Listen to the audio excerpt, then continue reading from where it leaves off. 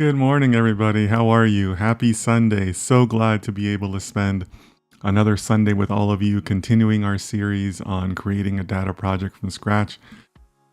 So my name is Dennis. Welcome to my channel. Really glad that you're here. Really glad that we get to spend some more time together, at least a couple hours together. Who knows how long we'll go today? We've been going late or long on some of these series, so who knows what today holds. But really appreciate you being here. Hope that you are safe and well in your part of the world. So, as you know, on Sundays, we tend to have something a little bit longer, a little bit more instructional, much more like a tutorial. So that's what we want to do today. That's what we're setting out to accomplish. We had a really great session last Sunday talking about how to actually select the model that we want to use, getting an idea of how well some of those models work. So, kind of doing some fun stuff around that. And then on top of that, we've also been talking about different possibilities, right? We're not just exploring one model, we're talking about multiple models. So today, we're going to do very similar items to what we did last week, except that this time we're going to do it with a different model. And I think that you're going to see some changes. So I think there'll be some interesting things ahead. So if you're new to my channel, welcome. You're not the only one. My channel keeps on growing, so I'm sure that there'll be other people who are also new. We ask people to just say hello in the chat. On Sundays, I don't usually take questions, but if you'd like to introduce yourself in the chat, you're certainly welcome to do that. And after that, we'll just get started and see where the day takes us, right? I mean, that's kind of the fun. We'll see the different ideas, different solutions that we can come up with. But I think it'll be a fun day today. And I know a lot of you just show up just for Sundays, so it'll be good to see a lot of you back. But again, if you're new, don't be shy. Feel free to introduce yourself. Let us know how you're doing. Also, if you're over on Instagram, you're welcome to stay on Instagram. Or you can also switch over to YouTube, where we have a little bit of more of a wider view, which will be easier to see once we get into the code and all that. So I'm already seeing some people coming in on my chat, which is fantastic. I want to do a little bit of cleanup on my desktop right now because I want to just make sure I have the windows I need open. And then I'm also going to post the link on Instagram to be able to encourage people to follow us on YouTube, just to make reading for them a little bit easier. So give me just a second here, guys, to get a little bit more organized.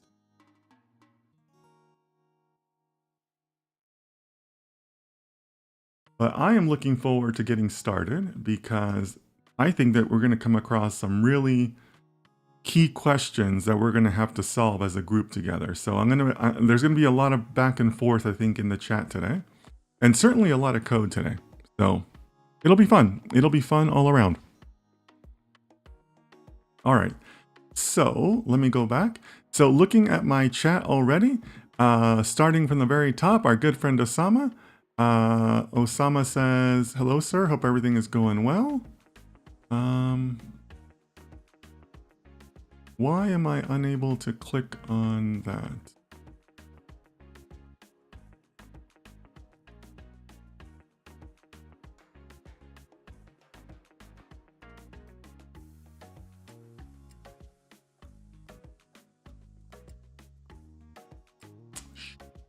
I just closed down my Instagram. Shoot.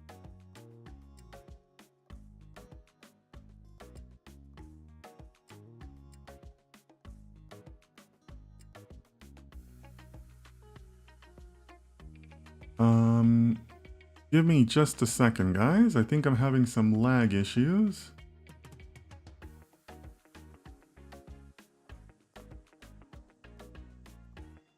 All right, there we go. All right, let me know if you're still able to see me out on YouTube land. I'm showing some lag on YouTube and even on Instagram. Are we back? Give me some feedback in the chat, please.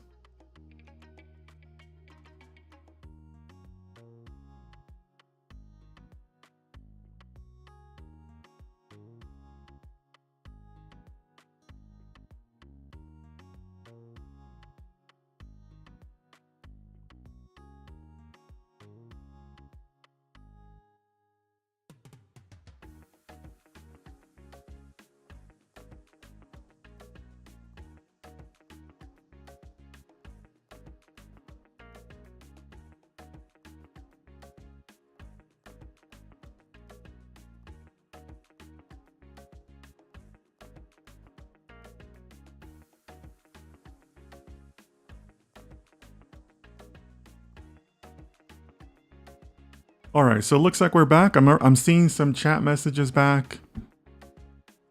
Okay, Rex says coming through. Okay, thank you guys. Okay, sorry about that. I guess my machine for some reason had a CPU spike or something. That was weird.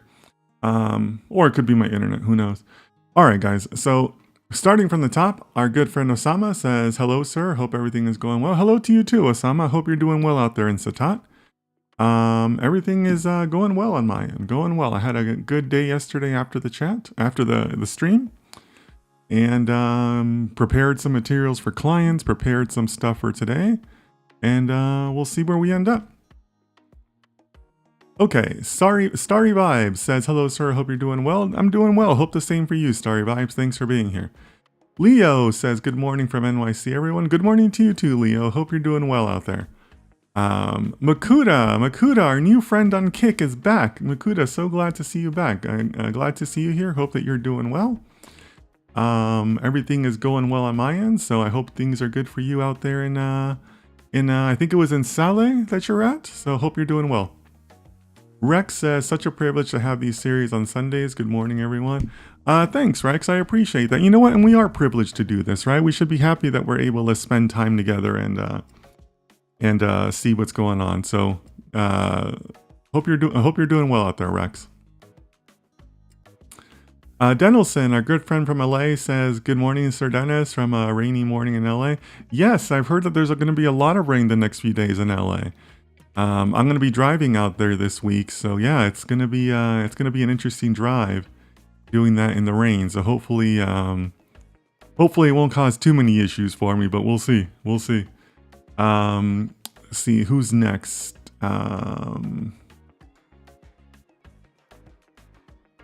RC Sim says YouTube is working on me. Thank you. Alberto says, hello, Dennis. Hope you're well. Hey, Alberto. Nice to see you again. Glad you're back. I'm doing very well. I hope the same for you. Hope you're doing well.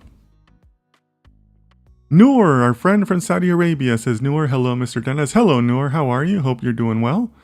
Hope that you're good, safe, and happy in your part of the world. But glad to see you back. I think you're one of my Sunday only watchers, but glad that you're here. And I think we're gonna have a good session today. Good coding stuff coming up. What about Manoj? Do we have Manoj in the chat? Because we're going to be pursuing Manoj's idea again with the efficient frontier. So I'm curious to see if he's going to pop in or not. But otherwise, I think we know enough about that model to keep moving forward. But if there's anybody else in the chat that wants to introduce themselves, now is a good time for it. Otherwise, we're going to go ahead and get started and just start, tackling the things that we need to do today. So any other introductions while I set up my classroom view here? We need that. And then that. And then we need... What else? Oh, we need terminal. I might have to zoom that in a little. All right, so we got our terminal up, but we're going to start with some slides and go from there. Can you guys believe that we're already at session 8? I mean, this is number 8 already, which matches how long we did the Introduction to Statistical Learning book. My gut tells me we still have about another 2 more sessions, maybe 3, so we'll see where we end up. I think this is going to end really nicely close to the end of the year, so we'll see. So Alberto says, I am well here, still buzzing on the ML data science journey. Good. Keep on taking those steps. Keep on taking those steps forward, Alberto. Manoj, our good friend Manoj says, good morning, Sir Dennis and everyone. Manoj from Bangalore, India. Good morning, Manoj. How are you? Hope you're doing well. All right, guys. So Manoj, I'm glad you're here because we are going to be talking quite a bit about the efficient frontier algorithm or approach today. So happy to get your input on that. Right. So I think I have everything. All right, guys, so let's get started. Today, we're going to continue with a similar thread that we started in the last session, where we still need to do some work around the champion model. What does the champion model for our final implementation look like, right? Reminder that everything we've done with these individual algorithms has been exploration, right? Last week, we moved it a little further with the time series analysis because we did get into actual modeling and hyperparameter searches and things like that. Today, we're going to do the same thing, but with a different model. And remember that the model is not just different in the approach, right? Because one is time series, one is efficient frontier. It's also different because this is a lazy loader model, which has some inherent differences in how we created it, how we explored it, and it's going to have even more differences that we're going to see today in how we kind of explore the different model options in the champion model process, okay? So lots of really interesting stuff that we're going to have to tackle today. Some of it might be a little bit crazy. Some of it is going to involve some more complex prompting with AI, but we're going to get through it together, okay? So I want to be doing a little bit of review from what we covered last week, right? So we talked about how we started with the methodology, right? This methodology guides everything that we do. Data science is not a tool. Data science is not Python. Data science is a methodology. It's a process. So for the sake of us, kind of moving along in the process, we are down here. We are in the model design and interpret results section of the entire methodology. That's the goal, or rather that's the portion of the process that we find ourselves in right now, right? So we've done a lot of work that have resulted in 3 good ideas, right? We talked about a new sentiment analysis. We talked about the efficient frontier theory, which we know is a lazy loader. And then we also talked about time series forecasting, right? So these are the 3 explorations that we've done. And we've done some model building with the time series. But today we're going to get into the model building with the efficient frontier. What does that look like? And what does that look like for a lazy loader approach, right? And then, and as I said before, all the 3 ideas are viable. We know that because we took the time to do the exploration. But at some point, we have to cut down the list and say, this is the direction we're going in. This is how we're proceeding with the model. This is what gives us the best opportunity to get to a deliverable project for our client, right? So, again, as a reminder, we are basically doing the champion model process. Sounds complex. It's not. But it's a very critical part of the data science process. So what is it? We're going to start with a baseline value for accuracy or whatever other metric you want to use, right? It doesn't always have to be accuracy, but some metric that you want to hold as a baseline. Design and run the data experiments and try to improve on that baseline number. And then we repeat as necessary or as time allows, right? You might hit a threshold that's acceptable to you or or your client. So you got to aim for that or you're going to run out of time. But that's essentially what the champion model process is. This is us being in the lab as data scientists, right? Chemists have their lab, physicists have their lab. This is our lab. Designing experiments, continually measuring ourselves against a baseline metric, a desired number, is the scientific work of a data scientist. The only difference is that we use data as our tools, right? So that's essentially the phase that we find ourselves in the entire data science process. And we want to go ahead and continue with that and just kind of keep on moving forward down that road. All right. So how are we going to do that? We're going to design experiments. That requires a lot of creativity skills. What are the hyperparameters? And then what else can we use for testing? Are there business use cases? or other unknown hyperparameters or different ranges of parameters that we could be using, right? Each one of those represents an experiment. We gotta create, and then once we get into running the experiments, that's more of the modeling skills. So we gotta create that code. What code do we need? What are the resources that we need? Usually resources come down to time and processing power, right? How much time do I have left? How many servers do I have at my disposal? Is that enough time? You know, how much is each training cycle gonna take? How many training cycles can I run? So on and so forth. We have to be organized. This is where the scientist skills come in, because we have to basically know what experiments did you run and what were the results, right?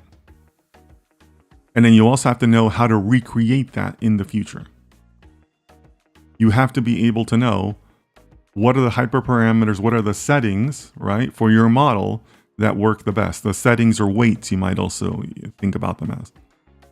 That's critical because that's the win, right? That's where we win. The whole point of what we're doing is to find those settings, parameters, weights, however you want to think about it. And then we're going to interpret these and we're going to say, okay, which one of these models, which one of these settings gives us the best opportunity to move forward. And that's it. That's the champion model process. Pretty simple to understand, but highly, highly critical part of data science. I mean, like I said, this is our lab. This is how we as data scientists work with code and data to come up with the answer, come up with the otherwise unseen insight, right? I mean, this is the work of a data scientist. So, as we decided last time, we're going to pursue two models. We're going to pursue the time series and the efficient frontier. We did some work with time series last week, right? I think we did some, we got some good results from that. I think we're headed in a good direction from that.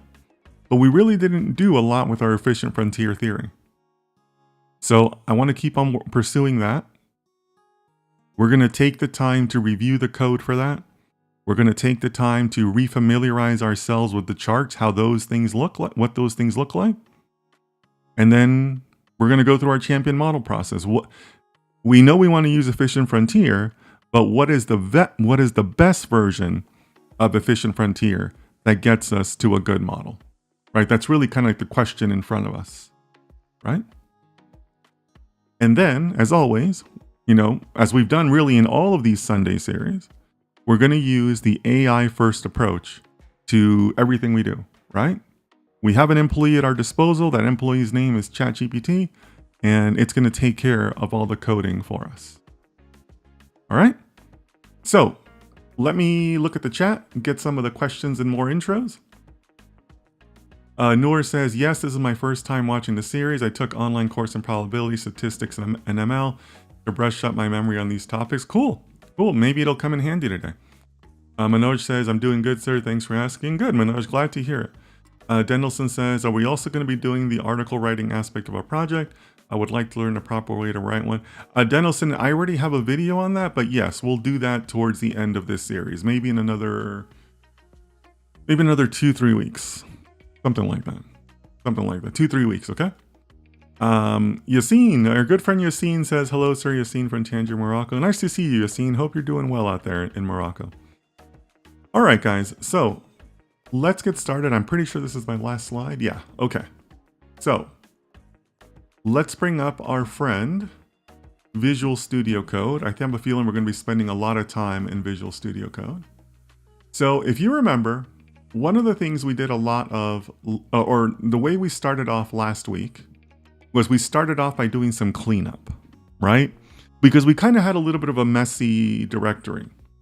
And that's okay, because we were just kind of doing explorations, you know, feeling different things out and all that. But we did decide to kind of rearrange some things, right? Give ourselves a little bit more organization.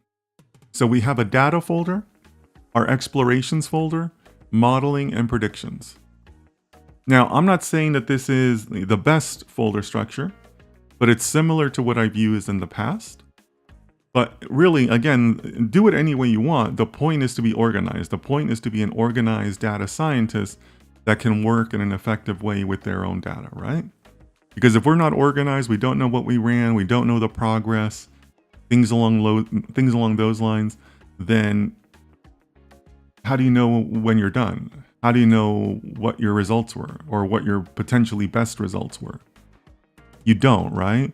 So it pays to be organized. It pays to keep things, kind of clean, right? So we did some cleanup. So in data is where we're storing all of our data files. If you remember, we were using the historical data folders to help us with our efficient frontier. These are the files that are specifically used by efficient frontier. So it's using the date, the open, high, low, close, volume, dividends, and stock splits. And it's using that because that is enough data for it to go ahead and determine the wins and losses per day and determine the overall volatility. Because that's what Efficient Frontier is doing, right? Efficient Frontier is helping us measure the returns versus the probability, versus the volatility of the ups and downs of your portfolio, right? And then that's another thing we need to remember, that Efficient Frontier relies on the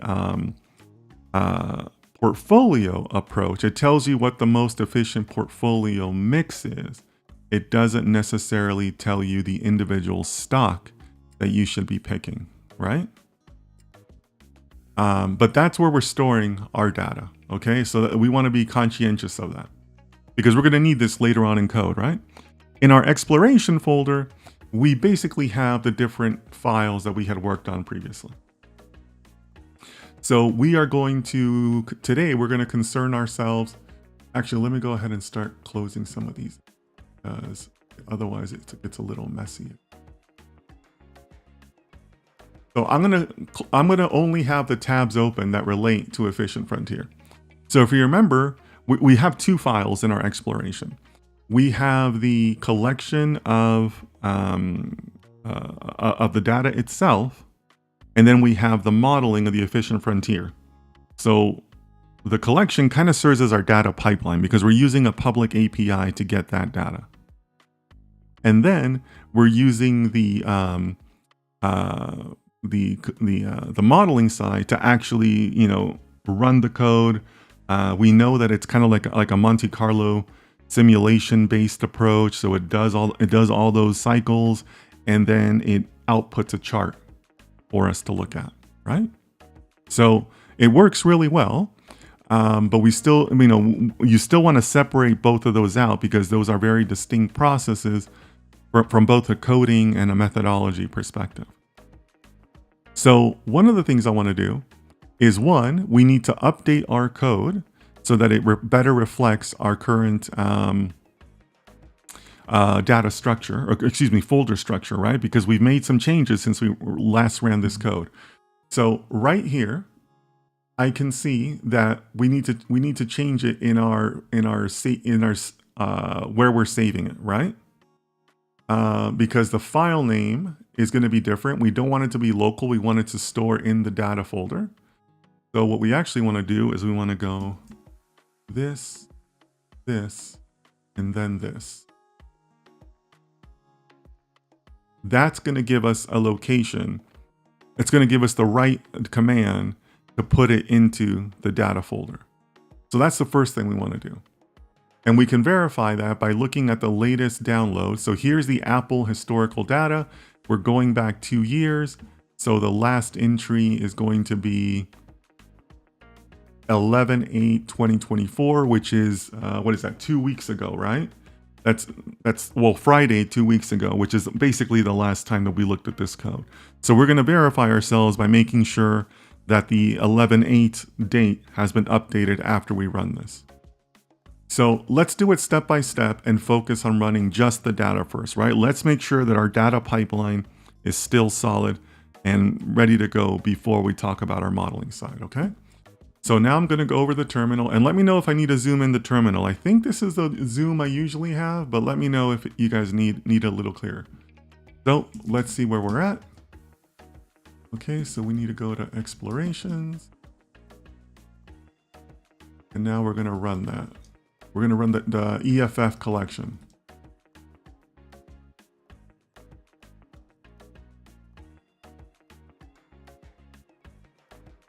That should look good.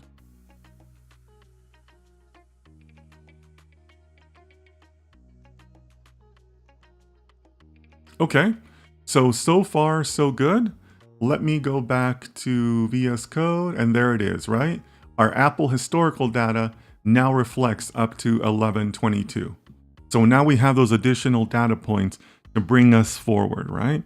So in other words, our data pipeline works, right? Because now this is code that we would run on a daily basis when we deploy, right? Because you got to deploy a pipeline too. So we're on the right track here.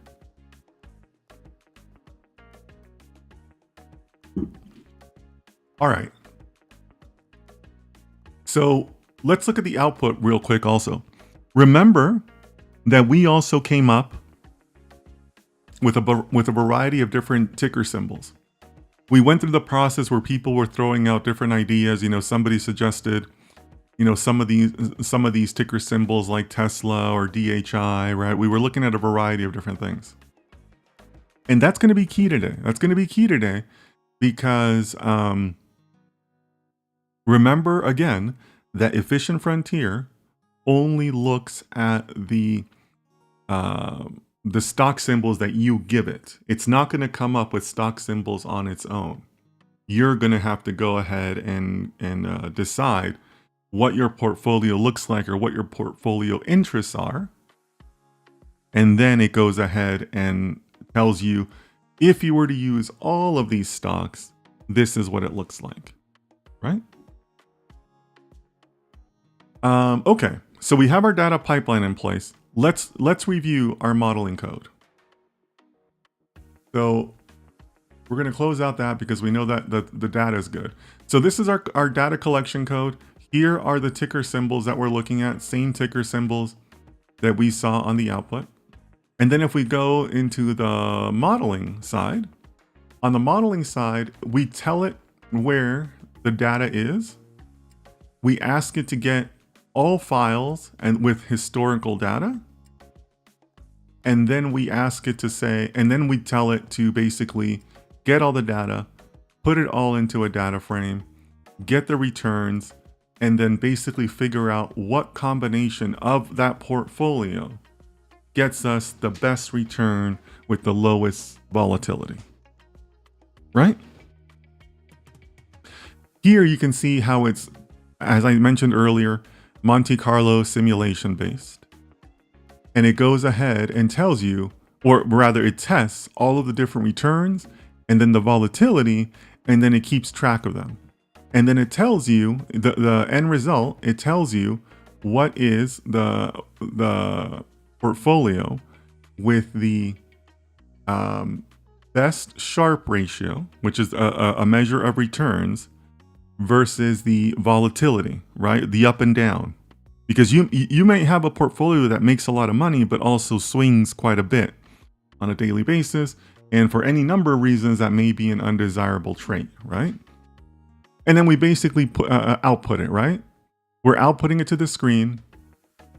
We have two selections of the maximum Sharpe ratio or the minimum volatility. And then we have a plotting function that goes ahead and shows us what that plot looks like. So we need to make an adjustment to pulling the historical data. We know we need to get it from the data folder again. Oh, I think I just made it. And we're going to get all the files of historical data CSV. And yeah, that should work.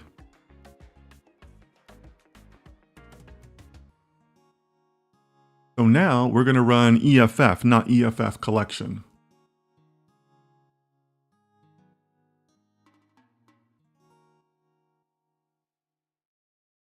And there we go. So here's the chart. Here's the resulting chart for everyone to see.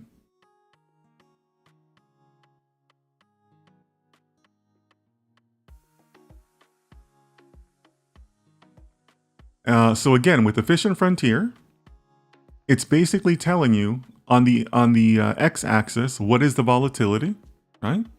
So again, just so we're clear on that, volatility is a measure of the ups and downs, the range, right? It's like a standard deviation measure, right? How big is that standard deviation? And then on your y-axis is your returns, how much money you're going to make, right? So that's basically what this chart represents. So here we're saying that this star value gives you the highest return. It's the highest value on the y-axis while still maintaining a reasonable value on the volatility side. Because we know that things in statistics and numbers, they're not linear, right? You're going to have variance. Variance is part of life. If there was no variance, there'd be no study of statistics, right? So what point along that curve, along that frontier, gives you the best returns and the best and the lowest volatility? That's what that star represents. So in other words, that's our winning model, our winning combination of all these stocks. So this is what it looks like. It's telling us here that if you want the highest Sharpe ratio, which is basically like the highest return, or a measure of return, these are the weights that you should assign to those stocks. Right? That's basically what it's saying. It's saying you should have 1% of Apple, 13% of APP, 6% of DHI, 3% of Ford, 15% gold, so on and so on. So our biggest holding in this one would be Nvidia, 16%, right? Or if you want the maximum return, but you want low volatility, right? Here's what you should be having, right? You can see that now you don't want Nvidia at all. You want 0% Nvidia, which is wild, right? Now you want 0% Nvidia, and now your biggest holding is IBM. Right? Yeah, IBM, then you got a couple at 13, you got Ford, you got gold, and you got USO. Right? So you can see how it's a different mix based on what are you going after? Are you going after the return? Or are you going after low volatility? And also, what stocks do you have available? Right? Maybe you don't want to consider Nvidia at all. Right? Or maybe you want to be heavy on something like Nvidia. Who knows, right? That's really kind of what this is helping you understand. So yeah, you know what? Let me run that one more time just to bring up that chart again. Sorry, I shouldn't have closed out the chart because I think the chart's helpful. Yeah, so I'm gonna put the chart here next to the weighted results so you guys can see them. Right? And by the way, we got a different result this time, right? We didn't change any code, we just reran it, but we got a different result. So in case you don't, if that's sticking out to you and you don't know why, the reason is because it's Monte Carlo based, right? Monte Carlo based, you're not always going to get the same answer. Now, there is a little bit of an asterisk on that because it also depends on how many times you run the Monte Carlo simulation. The more times you run the simulation, the more you converge on a more accurate answer. So in this case, if we go to our Visual Studio Code, I believe we're running it 20,000 times. Yeah, we're running it 20,000 times for our portfolio. So if we were to increase that number, you would start to see more consistency in the charts from run to run.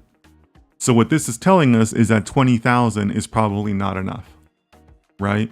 20,000, there's still a lot of variance in your results. If we were to do 100,000, we might see more of a convergence based on every run that we do. Okay. All right, let me get back to the chat here. Leo says software development best practices 101. Yeah, it's a little bit of that, Leo. Just trying to be a little bit cleaner in how we handle the directory and all that, right? Because this is definitely a lot more of the software development side of data science, guys, right? I mean, I think that's clear to everybody. We just don't happen to be writing a lot of that code ourselves, right? But you still want to be organized and, still have some pretty good software development practices under you. Lakshmi, hey Lakshmi, how are you? Good to see you. Lakshmi says, morning Dennis and everyone. Morning to you too. Hope you're doing well out there. I know you said it's your dinner time, so hopefully you ate and you're done. You're ready to spend a couple hours with us. Tej, good morning. He says, hi Dennis. What symbol is USO? I believe it is USD. No, it's USO. So USO is the ETF that represents the US oil industry. But again, guys, I don't want you to get too caught up in that, because the point here is not to teach quantitative finance. The point is to teach how to find champion models, right? So yeah, it represents the oil prices here in the US. So it represents refineries, exploratory companies, things along those lines. But it's just a general oil investment vehicle. Penguin says hello. Hey Penguin, how are you? Good to see you. You're welcome to stay on Instagram, but if you want to see things a little clearer, you're welcome to join us over on YouTube. Okay. Okay. So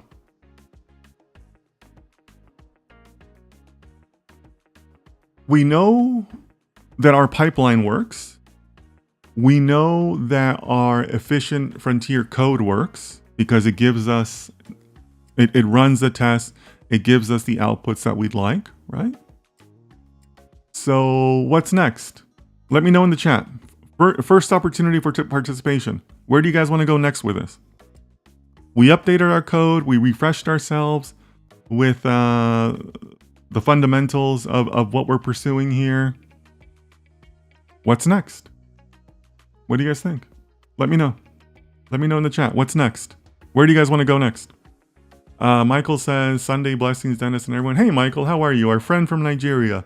Doing well, Michael. Hope that you're doing well too.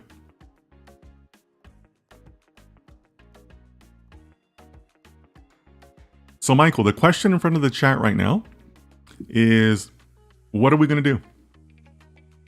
What's next? We have a data pipeline for Efficient Frontier. We have pretty good code for Efficient Frontier. What's next? What are we as data scientists gonna do next? What do you think?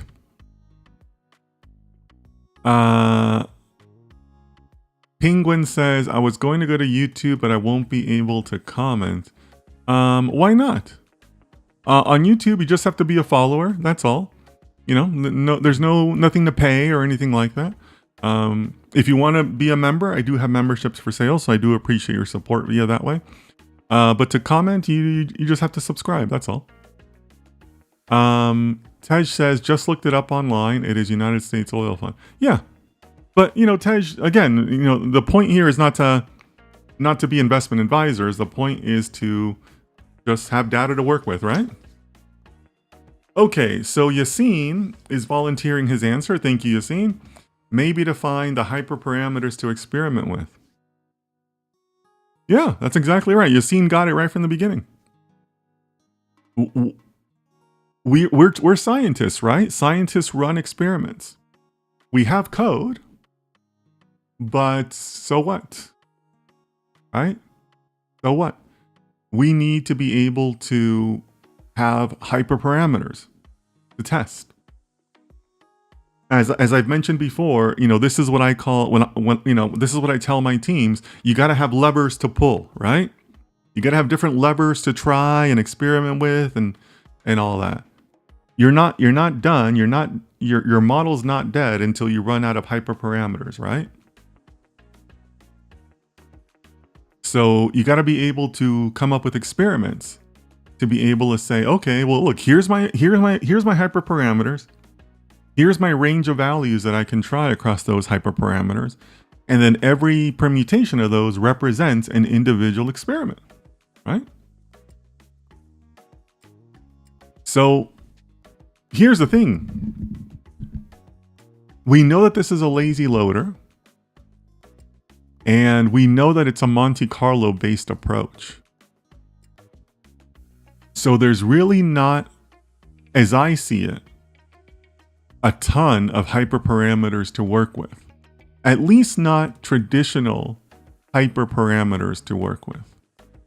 Because you can see here that this is kind of, if we scroll down here to line 29 and we look at this loop here, where it starts with run the Monte Carlo simulation, this is basically the heart of our entire effort, right? Like this is where like the loops are happening. But we're doing it without a library. We also know that we're doing it without a model to save. There is no fit function here, right? So, and remember, there's no fit function because it's a lazy loader, right? Everything is happening within the file at runtime. There is no save model for us to instantiate. So it's basically like a math formula that we're running, right? So what do you think? What are the hyperparameters? And remember, we're still going to take an AI first approach. We're still going to ask ChatGPT what it thinks. But I want to get your thoughts first. What are some of the hyperparameters that we can come up with? While you guys think about that, I also want to talk about another thing. We also agreed that we need a metric to measure against. We said that we need a metric that is what we're going to hold as our baseline. And that essentially determines the champion model. Whatever model comes up with that best baseline, that's the winner, right? That's who we want. That becomes your champion. So we have the code that we have has given us basically two different metrics, right? We have we have the returns, and then we have the volatility, right? What gave us the best return and what gave us the lowest volatility? So that's the first one, that's the second one. So for the purposes of us moving forward, we're going to say that we had a conversation with the client.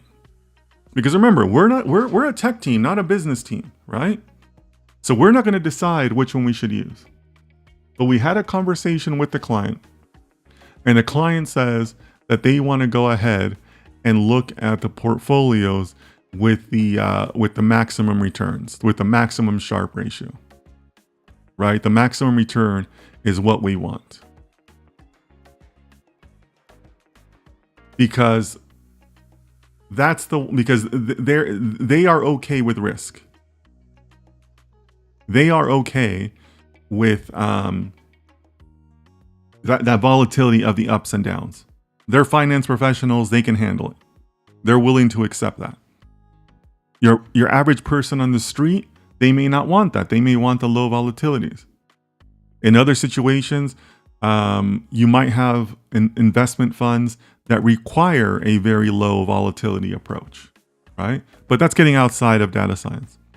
So we're going to go ahead and say that they want the maximum returns, right? So we're essentially going to remove or delete this portion of the code because we're going to say that the client doesn't really care about this. Okay? So we're going to delete that and we're going to say we're going after the maximum Sharpe ratio. And actually, you know what? I'm actually not going to delete it. We're going to ask ChatGPT to do that. Because just like we did last time, we're going to keep the exploration code, but we're going to create a brand new file. We're going to start by showing ChatGPT our current code and then seeing where ChatGPT ends up with it. All right. Okay, so again, the question in front of the chat is, what are the hyperparameters? What can we adjust? What is within our control to adjust? So Yassine says, I guess the stocks chosen, their count, and their nature. Okay. I like that, Yassine. Does anybody else agree with Yassine? And then let me look at Tej's comments before returning to Yassine's. So Tej says return or volatility. Yeah, so Tej, return or volatility in this scenario are not hyperparameters. They are our metrics to measure against. You can either have a high return or a low volatility, right? So for the purposes of making a decision, I'm going to say that we spoke with the client and the client said, we're okay with high volatility. Give us the maximum returns possible. So we're agreeing that the metric that we are using to measure all of our experiments against is the return. So again, I love that you narrowed in on those, but they're not hyperparameters. They are metrics to measure against for the baseline. So our goal here, you know, if we kind of return to our the hypothesis that we're pursuing or the investment thesis, we are saying that we can use data science and a Monte Carlo based efficient frontier theory approach to finding the maximum return for a portfolio, or excuse me, finding a portfolio with the maximum return. That's essentially what we're saying. Okay. All right. So let's return to Yassine's earlier comment. So Yassine says, I guess the stocks chosen, their count, and their nature. So Yassine, I'm going to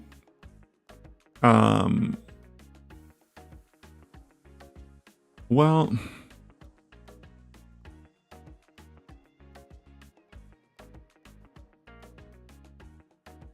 the stocks chosen, their count, and their nature.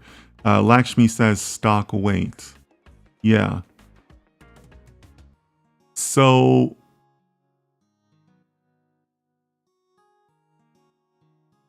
Yassine, I guess I'm a little stuck depending on what you mean by their count. If you mean their count by stock weight, or stock weight, as Lakshmi also says, then that's not 100% accurate, because remember that the output that we get from the model is the stock weight, the proportion that it should be of our portfolio, right? So it's not so much, so we really can't control that count, because that's kind of what we're pursuing. We're pursuing the ideal value there, right? Now, if you're referring to the number of stocks in the portfolio, now that could be interesting, right? And that's where I think Osama's answer is going, right? So Osama is saying number of assets. So yeah, that could be a hyperparameter, right? What is the best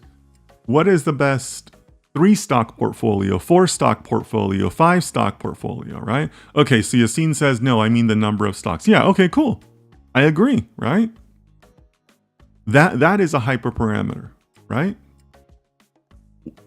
Let's say that we can tell our client, Manoj says agree with Lakshmi. Okay, Manoj, I'm going to come back to that, but let me stick with Yassine's. So Yassine says the number of stocks. Yeah. So if that's what you and Osama meant, then that's great. Because we could go to our client and say, hey, our model can produce portfolios for your clients or for you based on, here is the best 5-stock portfolio. Here is the best 10-stock portfolio. Here is the best 30-stock portfolio, right? Those would be a valid hyperparameter to test. So I hear you on that. I like that. Okay. Manoj says, agree with Lakshmi. So Manoj, as I mentioned earlier, the weight of the stock, which is the proportions that we're seeing up here in the terminal, right? Something like this 6.29, 28.17. That's not a hyperparameter. That's the result. The algorithm gives us that result, right? So no, the weight, the stock weight, or the proportion of the portfolio, that's not a hyperparameter. We're pursuing that, right? And that's kind of where it gets tricky, because now you got to sell the client on that. Like, think about that. What if this was the winning portfolio? That means we're saying that our client should stay away from NVIDIA, right? 0.56%, right? That's like nothing. I mean, that's kind of like where the data science sales part of it begins, right? Because you might get pushback on that. What do you mean we shouldn't invest in NVIDIA? The AI is super hot, like blah, blah, blah, blah, right? But that's the way it goes, right? You have to do that. So the weight is kind of like the result of the data science, not a hyperparameter for it. Okay.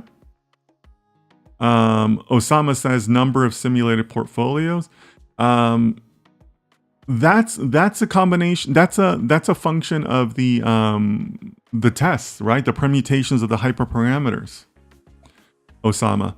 So yeah, I don't think we can really do that. Tej says the time period and time interval of stock data.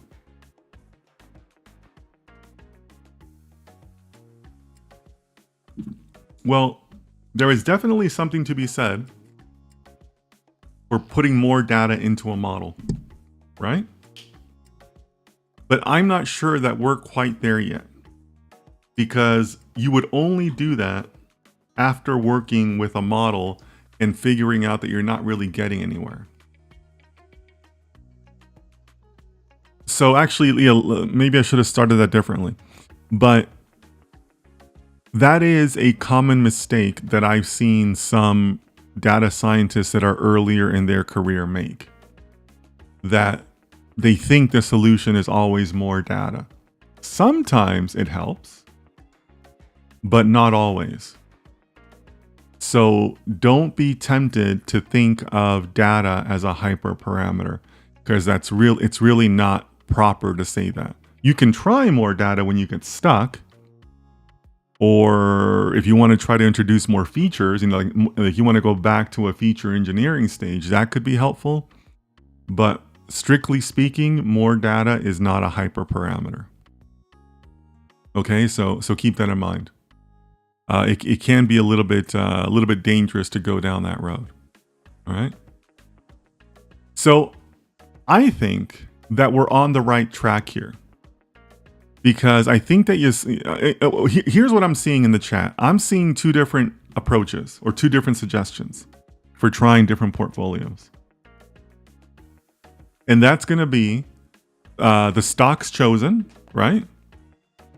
And the number of stocks, right? So at least 3 of you were on board with those. I think those are valid approaches. Let's go back to the code. So if we go to the very top of our code, remember how I told you that we modified this, and then it uses, the fuzzy search here to get all files with historical data. And then it takes all of those files and puts them in here and creates a data frame and so on, right? Well, who says we need all of those? Maybe we should be trying random combinations of portfolios. Some will contain so many stocks, others will contain more, so on and so forth, right? Some will be 2 stocks, some will be 5 stocks. And this 5 stock portfolio may perform differently than this other 5 stock portfolio, right? Those are valid tests. Because now you're putting yourself in a situation where you're going to find those insights that don't jump out at you on a page, right? That's the whole point of data science, right? If I can find it analytically, then you're not doing data science, right?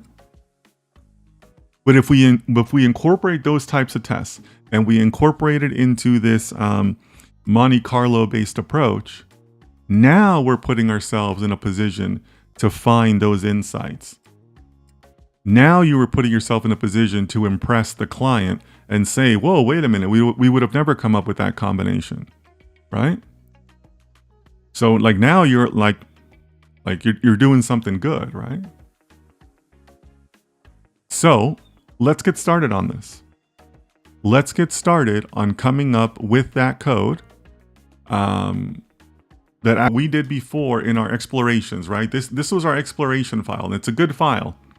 So we're going to hold this as static. We're going to show it to ChatGPT as a basis, but then everything new is going to go in the EFF modeling file, because that way we can kind of separate out our efforts. Okay. Lakshmi says, testing with another set of stocks and number of stocks. Yeah, Lakshmi, that's essentially what we're going to do right now. Okay, so to Lakshmi's point, I feel like we have to make some changes here. Don't you guys feel? Well, it's really not a question of feeling, but remember that, data collection, you determine the universe, right? And we have chosen that universe by saying that we are only interested in these stocks, right? We're saying this is our entire universe of stocks to look at. Our data, our model will not know anything else beyond this. So that's the first thing we should do, right? We should expand our pipeline. Our pipeline right now is this. We need to expand it to be a lot bigger. Okay? Because the more we have, the more we're going to be able to put ourselves in that position to say, okay, we found some good stuff here. Okay? Leo says, anyone else having issues with YouTube? Let me see how that's running, Leo. Is YouTube okay on my end?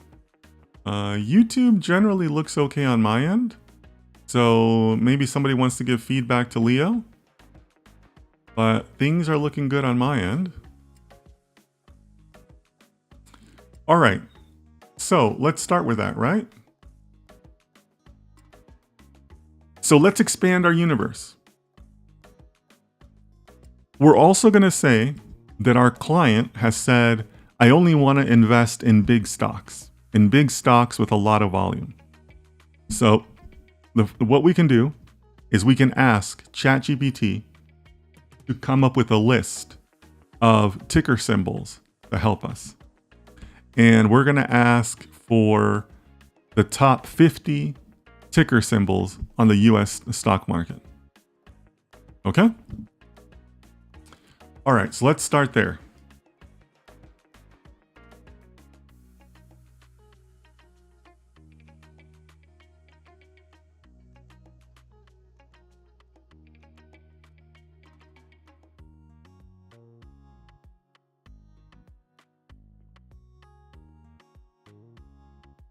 So let's show what we're working with.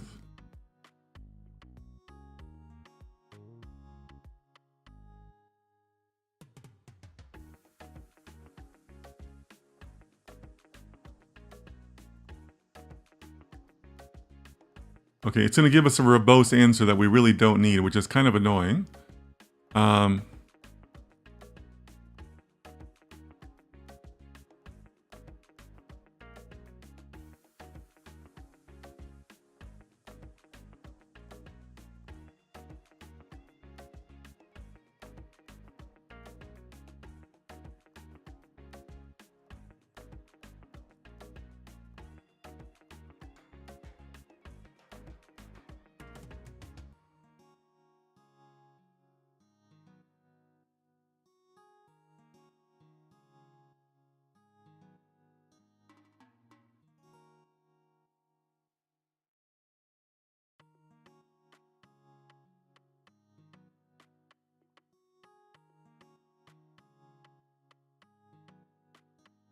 All right. So this is what it's going to give us.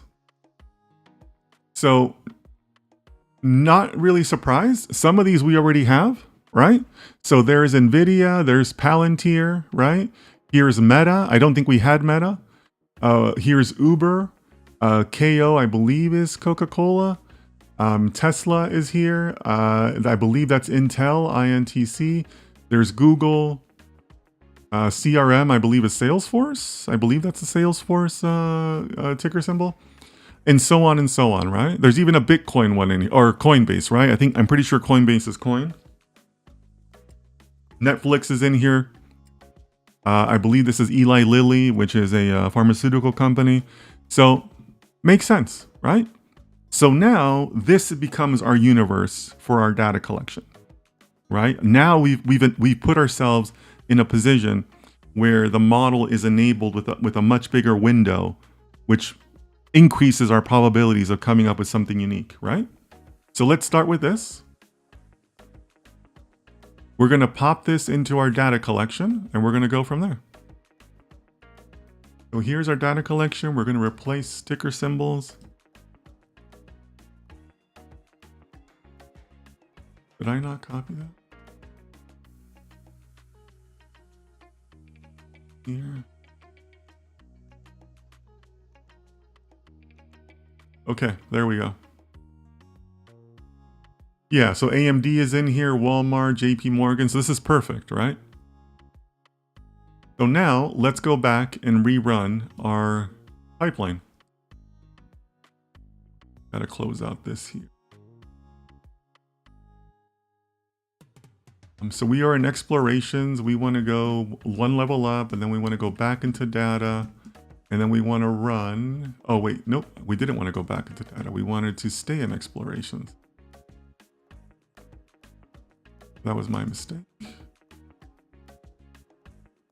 Yeah, so we want to go Python EFF collection.py. Okay, so now you can see there's a lot more data being brought down, right? Which is what we want. We want more possibilities for these permutations, right? Because if you think about it, right? I agree with the suggestions you guys made. We're on the right track to try different numbers of stock. So the way we improve our probabilities is by having more stocks to choose from, right? Because then it becomes a probability problem, right? Choose 10, or if we say that we're going to say, give me the best 10 stock portfolio, now you're choosing 10 from 50 instead of 10 from 12 or 10 from 2015, right? There's more permutations, right? I think somebody can correct me if I'm wrong here, but that's an N problem, right? It's 10N50 that we're now doing, or 5N50 if we want to do that. And that would give you the different permutations that you're now going to test, right? Or that are available, I should say, right? So that's great, right? You want to increase those probabilities, that field that you're going to explore, because the more you do that, the better off you're going to be, right? All right. So here's where we're going to apply just a little bit of domain knowledge, right? We talked about the different stock value, or excuse me, the selection of these stocks and the size of the portfolio, right? There are theories in investing that say that all of this investing stuff is nonsense, that a random monkey choosing stocks could do just as well as anybody else. So couldn't we combine both of those ideas that we had? Couldn't we combine and say, not only do I want you to give me portfolios of 3, 4, 5, 10 stocks, but I also want you to pick those stocks randomly, right? What if you just said, you know what, go to it and just do it randomly? Like, why couldn't we do that? We'll say, do it randomly. A portfolio has to have a minimum of 3 stocks and a maximum of 12 stocks. And you can pick randomly, but go ahead and start doing that. And then just give me the results as we go along. Couldn't that be possible? I think it could, right? So let's try to write that script. It's going to be complex, just like last week. Last week we wrote some of the most complex prompts to date. This prompt is also going to be complex, but I think we can do it. I think it makes sense to do it. So we're going to start by taking our current code and making some of these changes, right, that we've talked about. One of the first changes that we need to make that I can't believe we didn't do previously is, if you notice, another thing is that this right now is all a Python script. It's not a program. We don't have a main entry point. We don't have a lot of other different things that we need to have going for ourselves here, right? So let's do that at first to make sure that we have a good program to work from, not a script. So we're going to take our code. We're going to go back to ChatGPT, and this is where the prompting begins, guys. All right, so well, let's give some positive feedback here.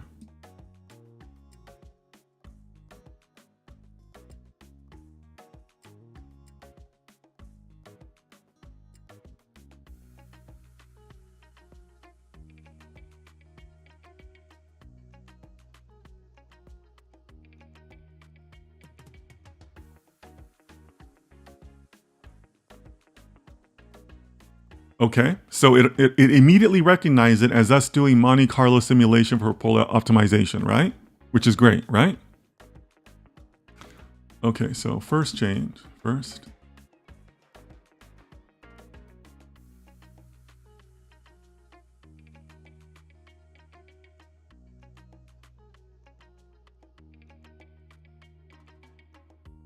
So one of the most recognizable ways of a program versus a script is that you also use a class and you use a main entry point. So we're going to ask it to refactor this code to do those same things, right? Utilizes a class and a dedicated entry point with a main function.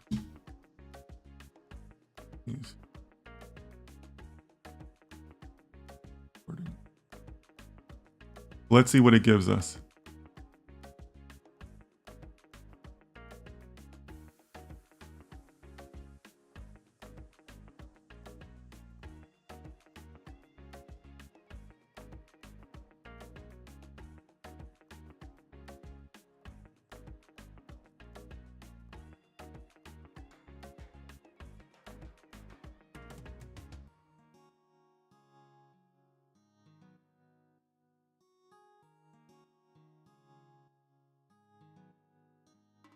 Okay, that's some very slick code from what I can see. So we're in we are in our EFF modeling. Oh man, they made a mistake.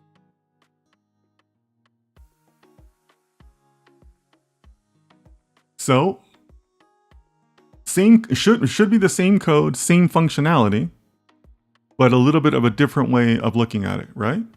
So here's our main entry point at the very bottom. And then we have our main function. And then we have our portfolio optimization class.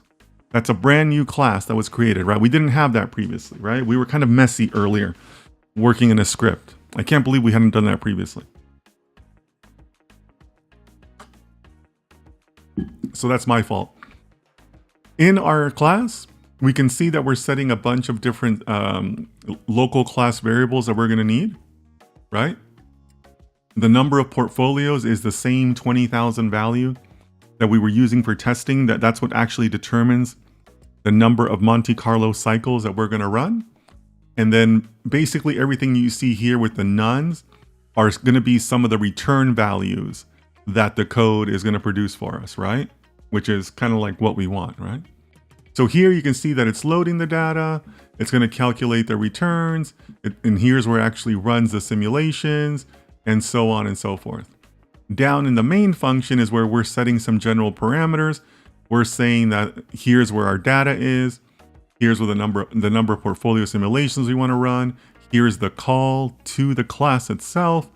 And then it goes ahead, loads the data, calculates the return, runs the simulation itself, gets the portfolios, right? This is the get optimal portfolios call. And then it fills in these two different variables, right? What is your max return? And then what is your min volatility portfolio look like? And then it basically outputs it, right? So the first thing I want to do is I want to actually run this code just to make sure that it was refactored properly. It looks pretty good to me, but you never know, right? You got to test these things. So we are no longer working in explorations. We are now going to be working in our modeling folder, right? And then we have our EFF modeling, we do. So now we're going to run that.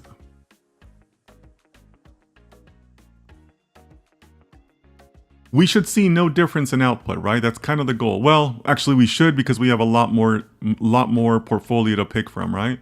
I mean, look at this. It picked everything. So it picked everything. And there is a slight difference, isn't there? It didn't show us, it's showing us the proportion, but it's showing it to us in decimal instead of percentage format. Previously, we were getting it in percentage format, right? We were getting it like this. But now, for whatever reason, the output is in this format, which is not the worst thing in the world, but I kind of liked it the way it was before, right? It was a little bit more convenient before. But here you can see how it's using basically every single output out there, right? And that's okay. We know that there's going to be 50 stocks that we downloaded data for, but that's part of what we're going to test, right? Part of what we're going to test is we're going to say, hey, this is what your better portfolio looks like, because it only has these 5 stocks or these 6 stocks or whatever the case may be, right? On the plotting side, you can see that the plot generally looks the same. So the code did a good job of refactoring it and still keeping both the plot and the text output that we wanted. So I think we're on the right track, right? What do you guys think? Let me look at the chat.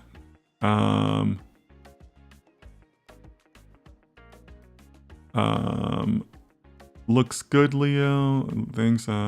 Nice to see you being polite when prompting. Hey, never hurts to be nice.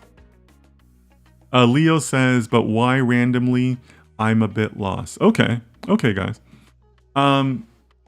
So Leo, remember that ultimately, what is data science, right? The data science is the removal of bias from your data decisions, right? That's what we're pursuing. So if we didn't do it randomly, it would be really, really hard to avoid bias, right? Because we'd be saying, oh, we're AI people, so let's include NVIDIA in there. Let's include AMD in there. Or some people might say, oh, well, JP Morgan's my bank. Let's make sure we include that in there. I really like shopping at Walmart. Let me include that in there, right? It would be really hard for us to avoid bias unless we said, well, we got to do it randomly, right? That's kind of like the randomness is how you eliminate the bias.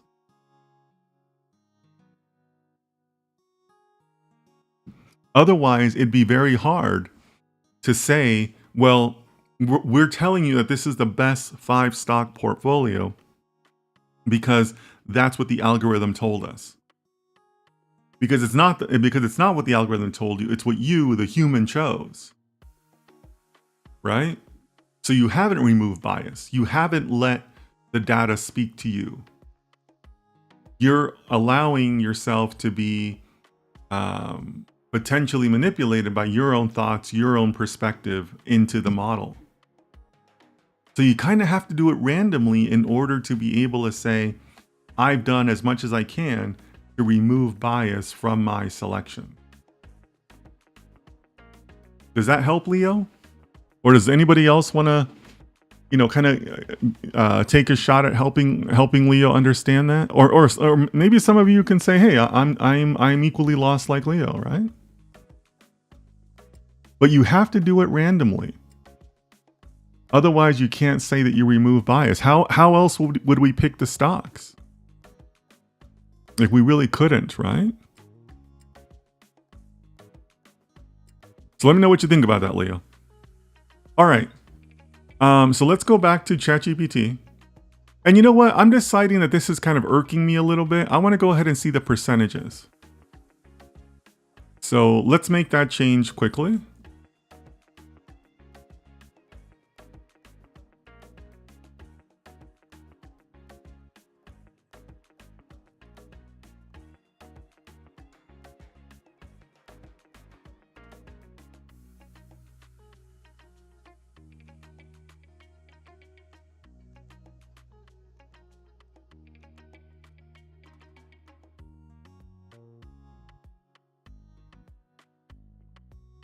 Let's see how good ChatGPT can interpret that change. Going to give us all of that. And by the way, we could have probably done that ourselves, but ChatGPT is our employee, right? It takes care of all our programming tasks. So we're going to go ahead. Here's the updated version of the results display. Oh. I see, but we always want to do the entire file, not just this. It only showed us the main function, which is not terrible, but we always want to, take a new file.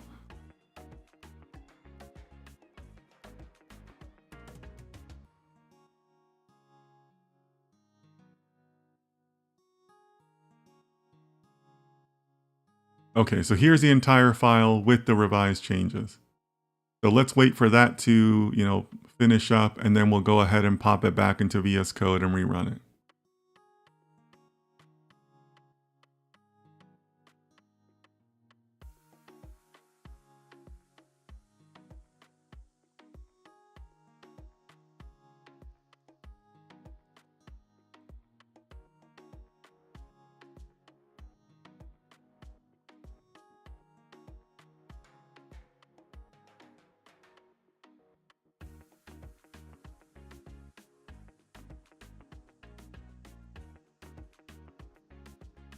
All right, we're going to copy the code, go back to Visual Studio, and then we should be ready to rerun this. Close this out.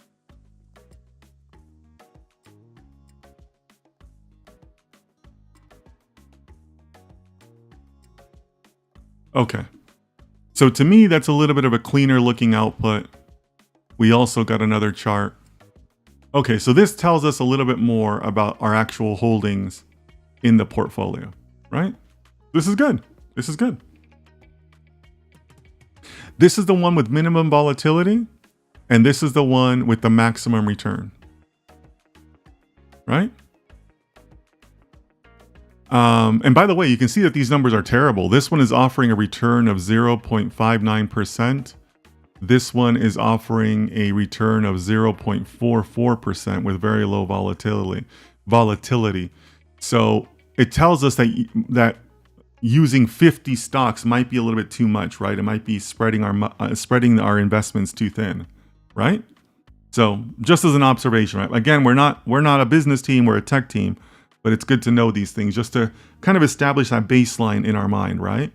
to say, wow, wait a minute, how is that number so low, right? All right, so I'm good with this, right? So in the chat, let me know if you're in disagreement, but I think that we're going to go ahead and say, give me select a random value for the number of stocks that you want to evaluate, and 2, make a random selection of which one those stocks should be, right? So we're gonna ask it to both randomly select 3 to 10 stocks, and then which stocks make up those portfolios, and then run the simulation. Because that's the combination of ideas, right, from Yassine and from Osama, I believe, who talked about like the number and the selection of stocks, right? So that's really, and those are valid hyperparameters. So Leo says, I see, but isn't the best stocks portfolio already some sort of bias? I understand your point though. Is it just that picking randomly makes it feel like we might be neglecting some best performing ones? Best performing by what measure though? Like you don't know that, Leo, right? You don't know that going into it. See, and that's what makes it hard. Because you might say, well, I always see a lot of people at Walmart, so Walmart can't be performing bad. That's got to be a good performing one, right? So like there's no reliable measure for you to say like that we should include this. Excuse me. There's no reliable unbiased measure for you to say we should include this. Right? That's why the randomness works.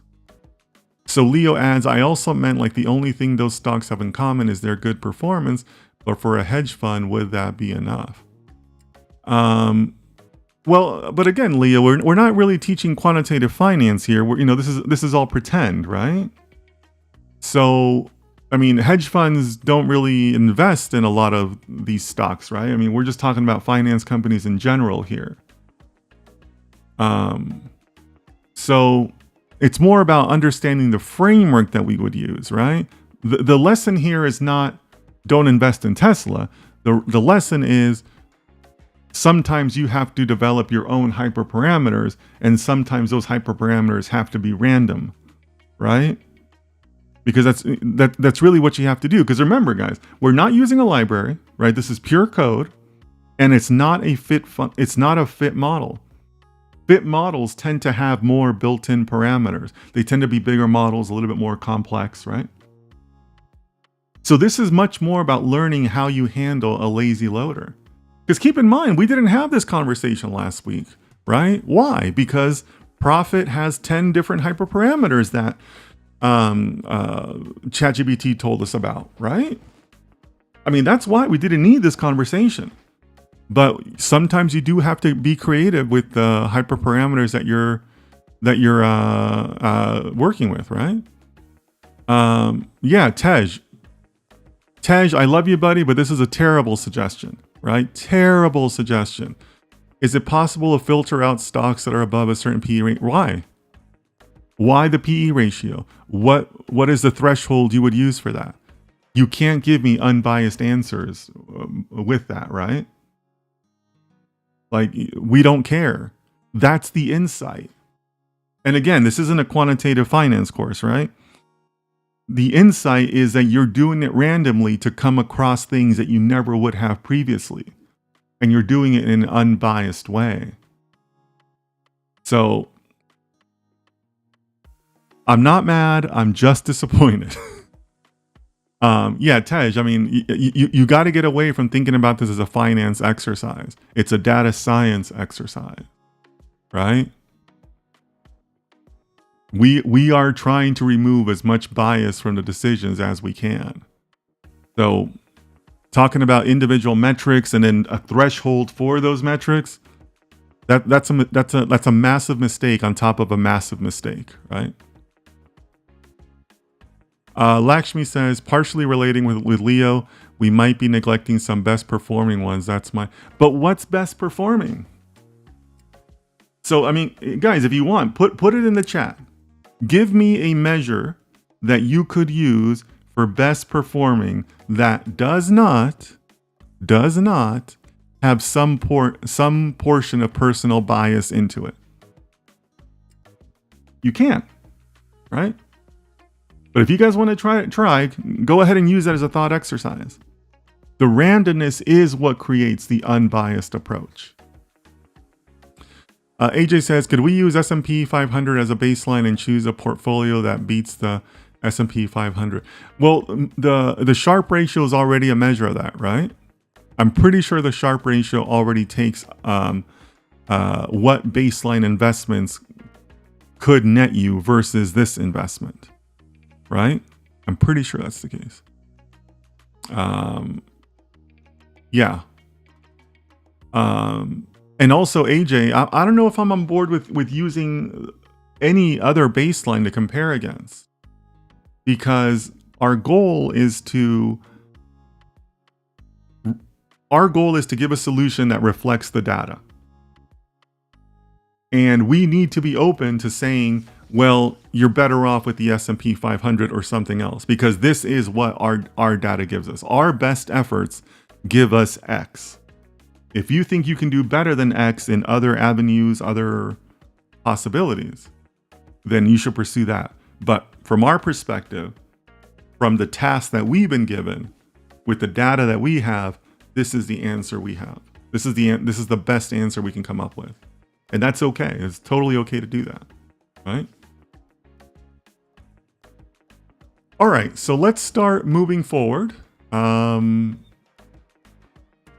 Let's keep going with the changes for our code.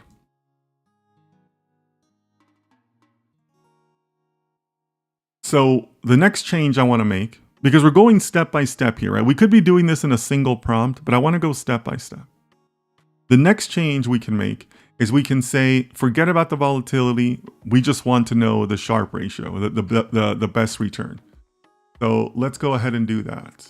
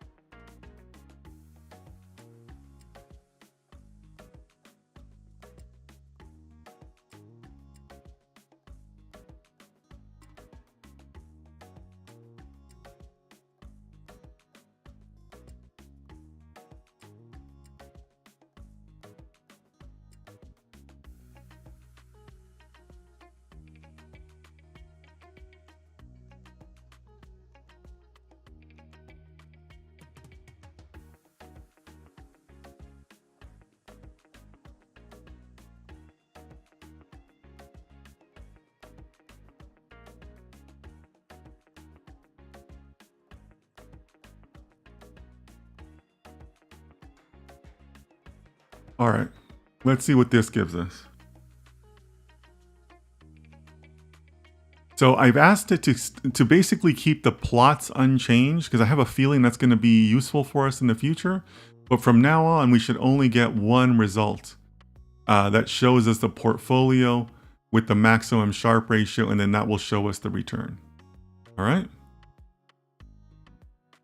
Is that done? That's still working, geez.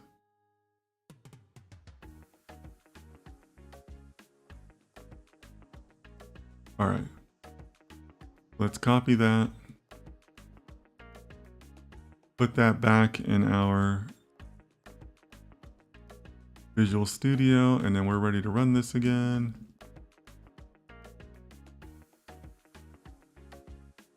All right, so from now on, we're only getting the maximum return, and that's it. That's all we care about. It's still plotting.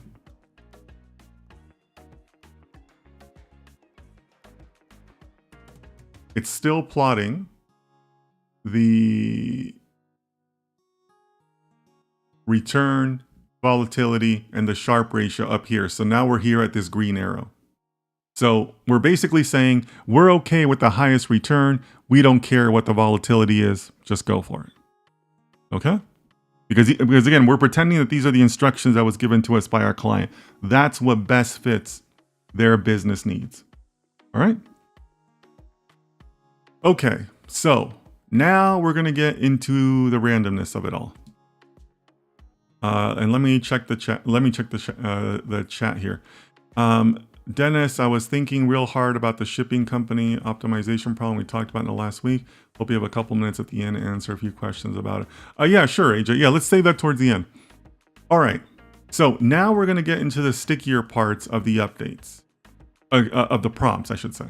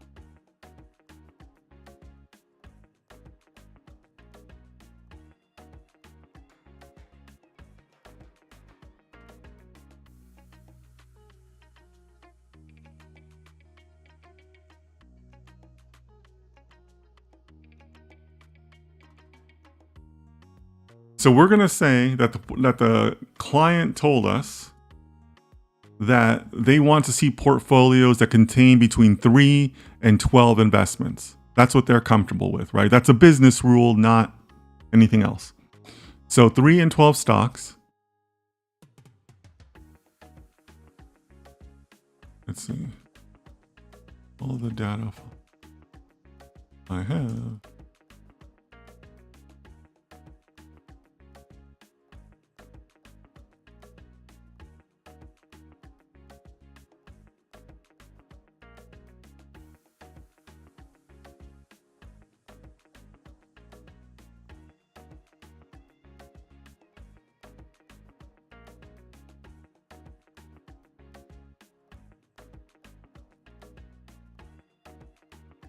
All right, so we've done a pretty good job here of describing what a single instance does, right? We wanted to pick a size between 3 and 12 stocks, and then from all the data files, I want GPT to make a random selection of stocks based on the size of the portfolio and run the simulation. But we want the trick here is that we have a simulation on top of a simulation. This is one instance, but we want to run this instance multiple times, right? So we want to make sure we include that. And then please run this entire instance. And we'll make that a settable value, but we'll just start off with 50 times. 50 times. And then we also want to output it, right? We talked about being organized, create a report for yourself. So we also need it to take that output and say, or run a simulation and then output it, right? To some sort of report, right?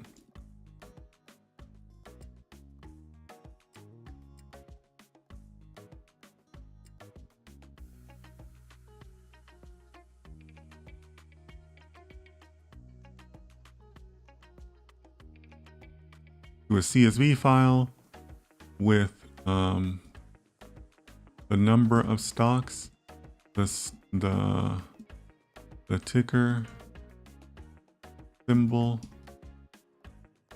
the weights for each stock, and the associated return and Sharpe ratio for that portfolio. All right. I think that prompt is going to do a pretty good job of getting us there. I hope.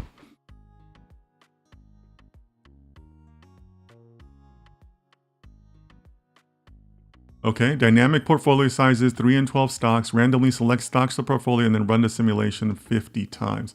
After each simulation, results are saved to a CSV file. Okay. Is that done? Nope, still doing.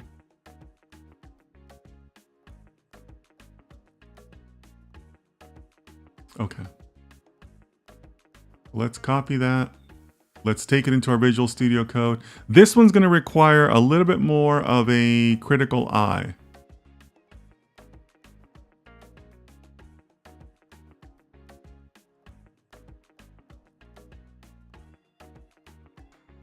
Oh, wow. It actually looks pretty good.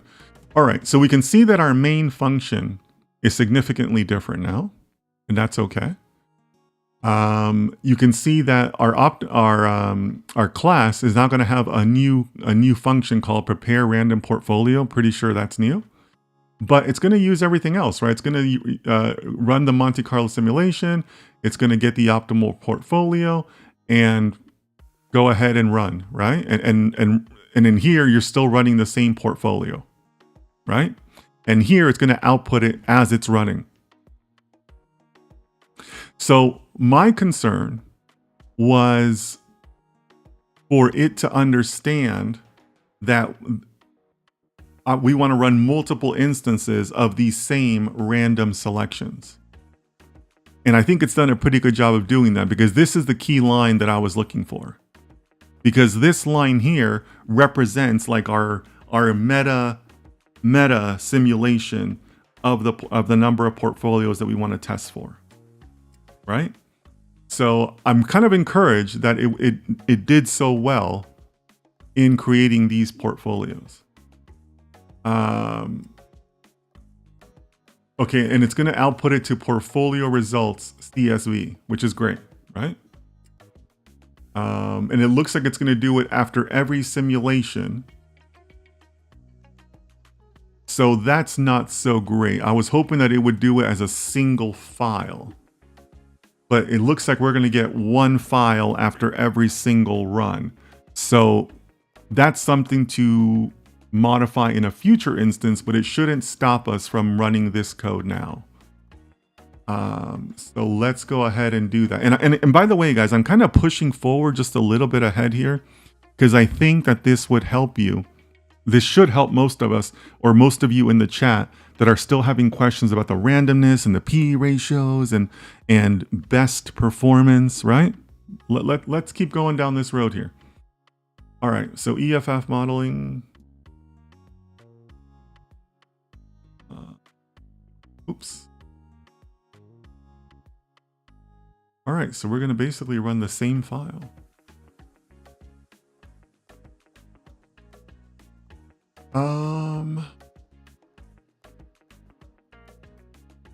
Okay, so we have an error. Population must be a sequence. Population must be a sequence for dictionaries or sets. Use sorted D. Interesting. Selected stocks. Okay, in the random portfolio. Selected stocks, random sample, self.data.keys, portfolio. Okay, so it doesn't like this line. Population must be a sequence. Interesting. So it doesn't like portfolio size or the data keys. I'm guessing it's the data keys that it doesn't like. So let's see if ChatGPT can successfully correct itself.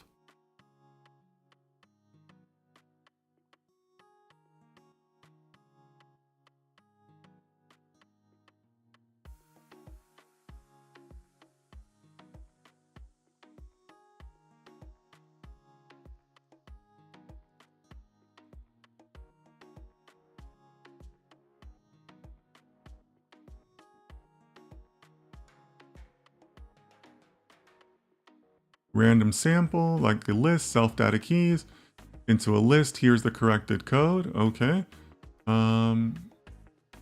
Okay, so it gave me just that function, so that's okay. We can replace that. What was it again? It was prepare random portfolio.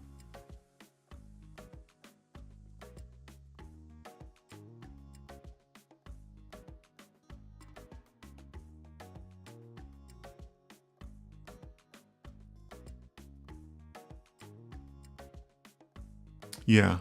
Yeah, so you can see here it made that change where it made self-data keys into a list. That was not there in the previous instance, which was my gut feeling on why that would happen. All right.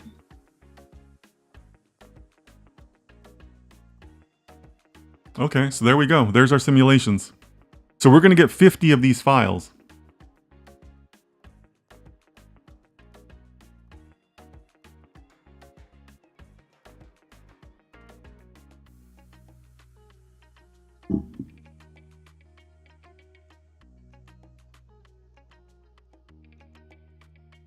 So let's go ahead and start checking them while it still runs. So here they are. So here's our first simulation. So first one, it tried 12 stocks. This is our best combination for those 12 stocks. Now it's a size of 10. This is our best combination for those 10 stocks.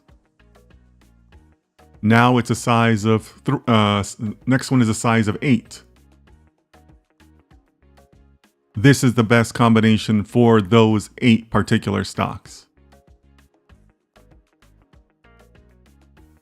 6 stocks. I'm looking for the higher return number here, just so you guys know.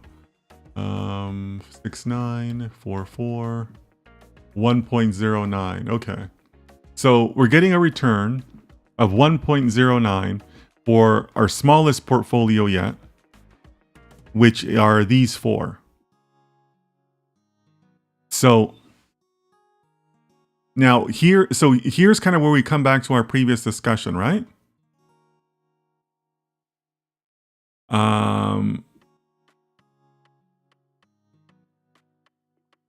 How many of you would have thought to put these 4 stocks together? It's according to this is our highest return yet, right? Who would have thought to put these 4 stocks together? And by the way, I don't know who Mara is, M-A-R-A. I don't know who that is, but MSTR is MicroStrategy, AAPL is Apple, and then obviously this is Tesla. I don't know who this one is, but give me an unbiased rationale for how you would have put these 4 stocks together. I'll wait.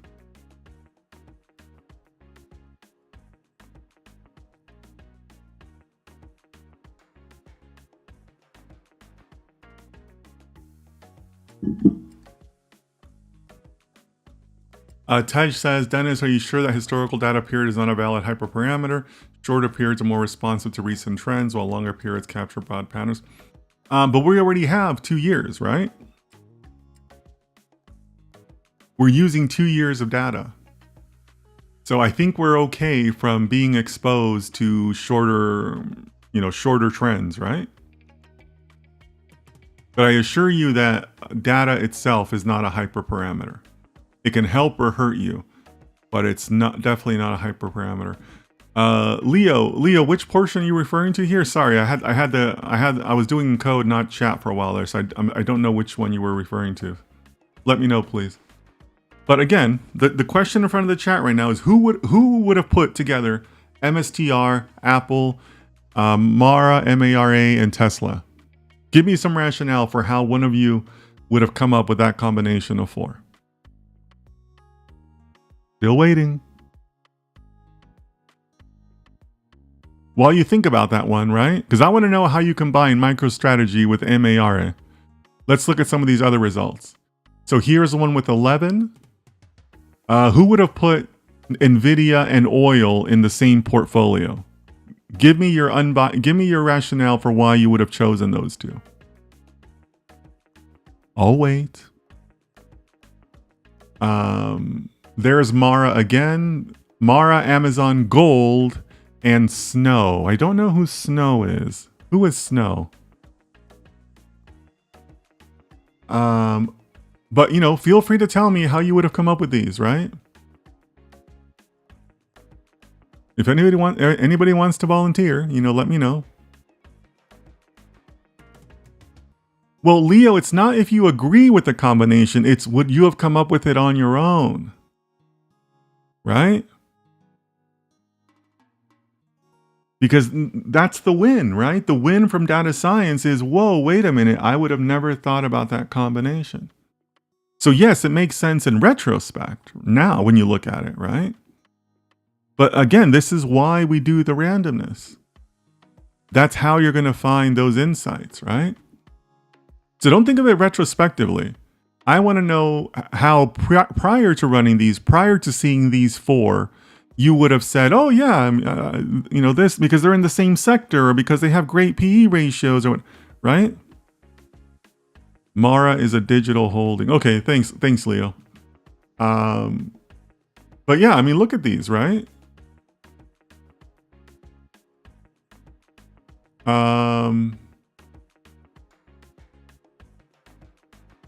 Yeah, I mean, if you guys can come up with reasons why, I wouldn't. That's a fact. Yeah, so that's the win, Leo, right? That's the insight. The insight is that these four stocks can do well. When you look at them later, it's like, oh, great, I get it. But you don't know that going into it, right? The algorithm told you that, not the other way around. Yassine says, but would that mean there's no possibility we could have done better with choosing some with our bias? I think we can at the end of the experiments test some of our bias combination. I think that can do no harm. It's not harmful, Yassine, but it's also not data science, right? It's not data science because one, we ultimately don't care. We're distanced as scientists from that. And two, we're not a business team. We're a technical team, right? Our responsibility is to produce the best code and the best model possible. So I'm using these examples when I ask you about would you come up with this combination as a little bit of a reverse on that, right? Because if you couldn't come up with that combination, then why would you think that your own biased view would do better? Like one of those doesn't support the other, right? So, and also, I mean, keep in mind that it's also one of those things, it's an error of omission, right? I mean, look at this, right? Look at this. This portfolio is telling us that 22% should be in T. For those of you who don't know, T is AT&T, which is one of the phone companies here in the US. Very old company. A lot of people don't invest in it because, it hasn't been doing so great. It's kind of viewed as an old technology company, right? Because they've been around forever. But 22% of our holdings should be in T according to this, right? If you didn't include that because, oh, that's an old company, yeah. But look, it says I should invest in Netflix or whatever, right? Now you're doing the error of omission where you could get an okay portfolio, but not the best portfolio, right? Leo says, I understand your point. We're not here to define which one is best by looking in depth. We're here to raise what are the best ones, say why, and leave with the business team. Yeah, we're here to raise the code that selects the best ones. Yeah. Just to be a little bit more accurate there, Leo. Our responsibility is the code. Right? So look, here's what I really want you guys to think about, right? Because we have a massive weakness in our approach here. Massive weakness. And these are the types of things I'd rather have you guys focus on. Because I don't care about Netflix or Nvidia or my personal investment biases. I care about the data science of it, right? So think about this. We told the portfolio, we told the code to run between 3 and 12 stocks, and we gave it 50 stocks to choose from to fill in, right? And then we also told it to run 50 simulations. One of those numbers doesn't go with the other. Could anybody find it?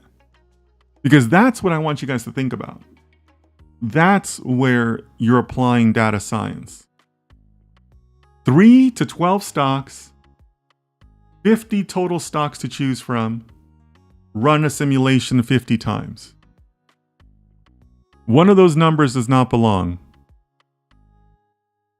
Which one is it? Leo says, yeah, using DS tools. Yeah, exactly, Leo.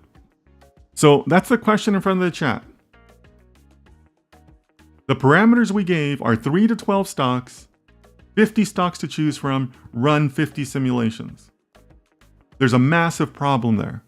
What is it?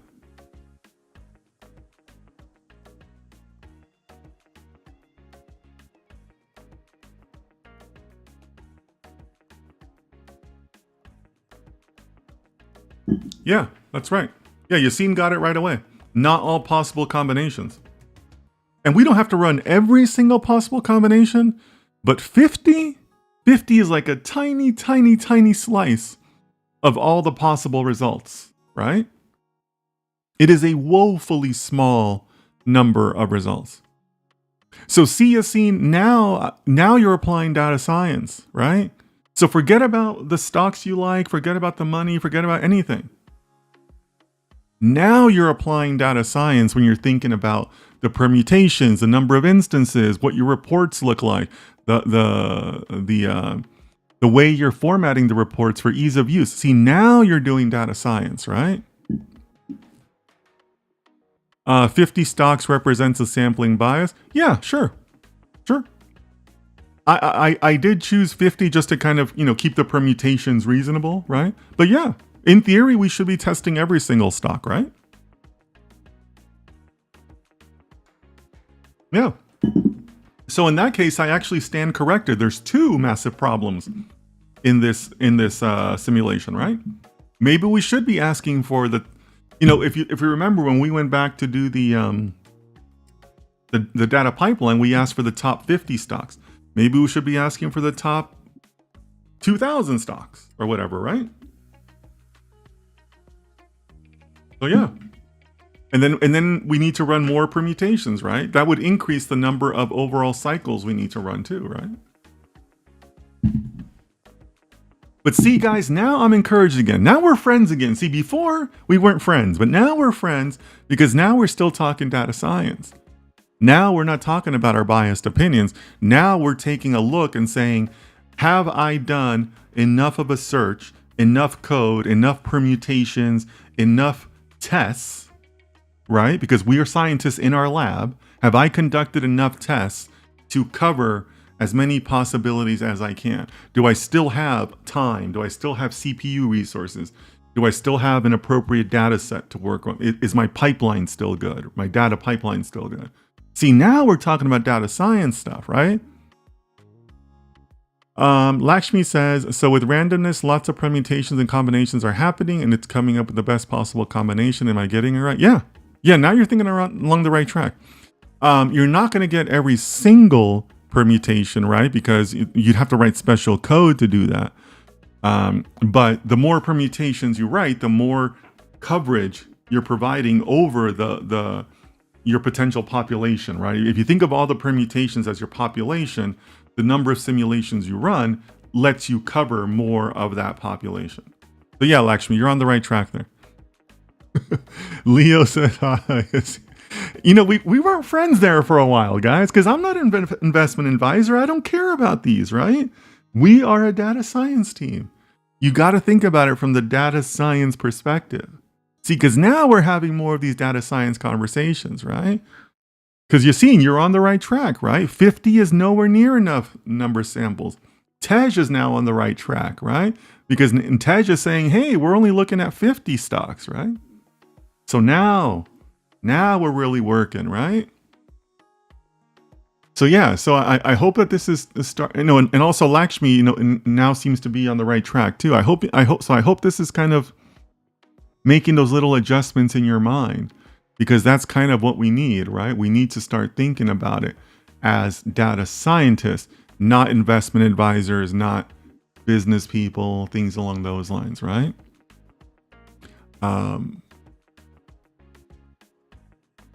there are limited inputs that we should have on the business side, but let's focus more on the data science side. Lakshmi says, thanks.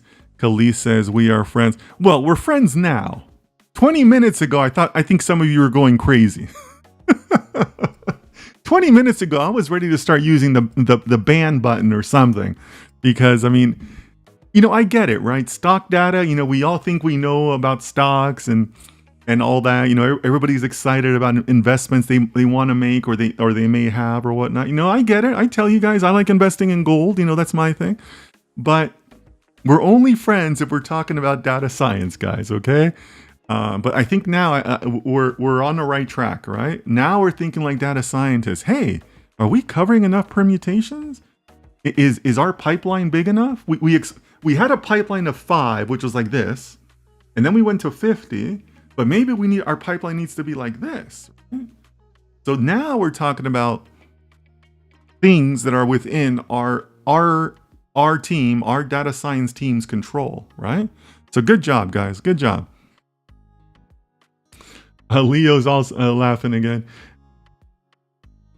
Yeah, Leo, we got to stay focused on the data science side, right? I know that the stocks can always be like a everybody thinks they're good at picking stocks, right? Nobody thinks they suck at picking stocks, right? But that's bias.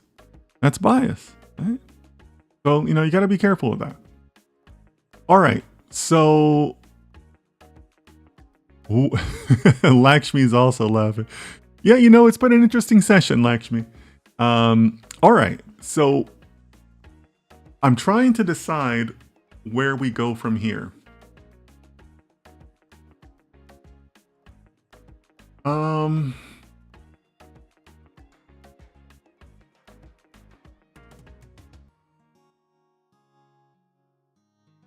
Where are we going to take this from here?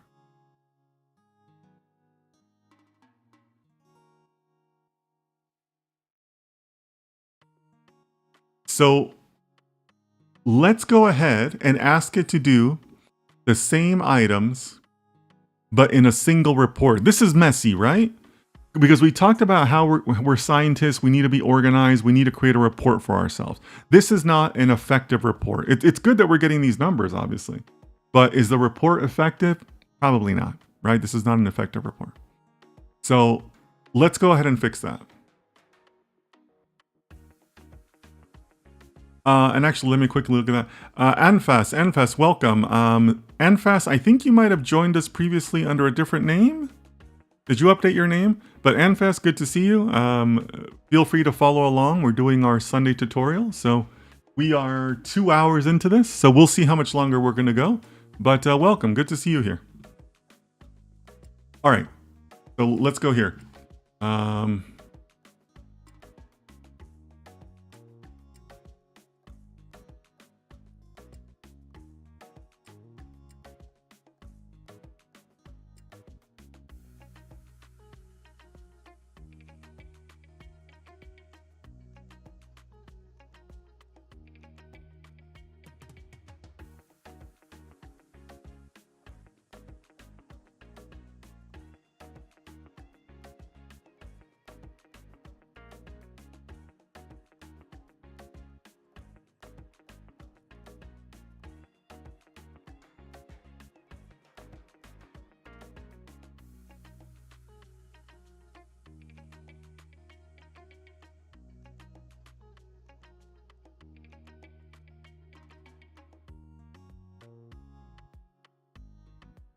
All right.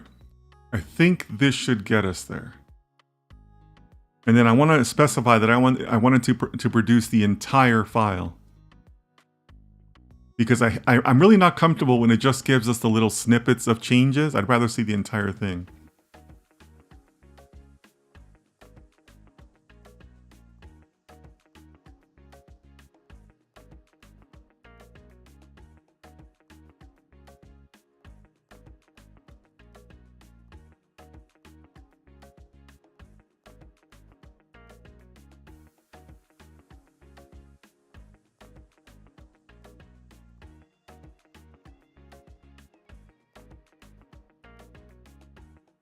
Leo says, are you happy with the results even when we're not running all the permutations? I'm not sure I care, Leo, right? We're not a business team. I don't have to be happy with the results. Only the client does, right? So I'm not sure it really matters to me. I'm suspicious of a couple of the values. Some of the return values do seem a little low. So, that might warrant a little bit of investigation, kind of like line by line on the code. But otherwise, we as data scientists should be a little bit divorced from the results, right?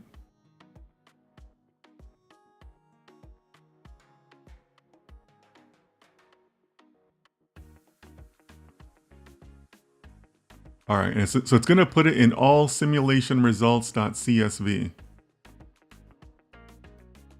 So that sounds good. Let's go ahead and run this. Oh, I got to save it.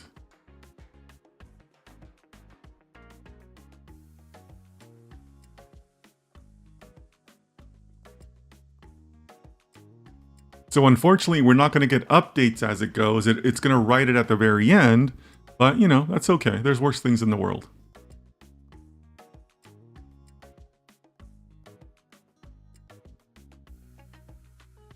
Let me go back to the chat, see if there's anything else.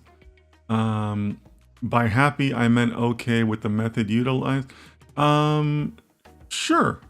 I mean, I think it was Manoj that had originally suggested efficient frontier. Again, this is me being a data scientist, not an investment advisor. But I mean, I'm happy with how fast each of the simulations are running, right? This is all on local CPU, and we're doing 50 simulations of 20,000 Monte Carlos in a very reasonable amount of time. So from that perspective, sure, I'm happy that, the model is running and we're able to get to reasonable answers. I think ChatGPT is doing pretty good with the code. So yeah, in that scenario, sure, I'm happy. But again, I mean, that's me being divorced from the actual problem. Guys, this comes back to something else that I've shared in my previous content. And I also share this with my clients when they're building out their teams, right? A good data scientist can work with data that's unlabeled, right? Like you should, if you're telling me you're a good data scientist, I should be able to give you data that doesn't have column names. It'll just have numbers, and 10 columns, 12 columns, whatever. And you should be able to tell me something about that data set. And that data could be wheat prices, or it could be, Russian missiles. Like you literally do not care, right? So that's kind of like what there's a little bit of that element in our stuff today, right? Our care is that we are writing the best code with the best methodology possible. And then here, business team, here's the results. We don't care what they think, what the results are. We just care that we followed a good methodology and that we covered as many possibilities. We ran as many tests as we could. That's our responsibility, right? So in that situation, yeah, I am happy. I think we're on the right track. I think we've spotted our own faults, right? We've already identified 2 things we could be fixing to help ourselves out, right? So yeah, by those measures, I think this is it's progressing nicely. All right, so let's look at this new file. So here it is, all simulation results. And there we go. So the first column is an ID of sorts. And then the next one is the portfolio size. And then the returns and the Sharpe ratio. Okay, so these returns make more sense. Why were we not getting those numbers before? That's crazy.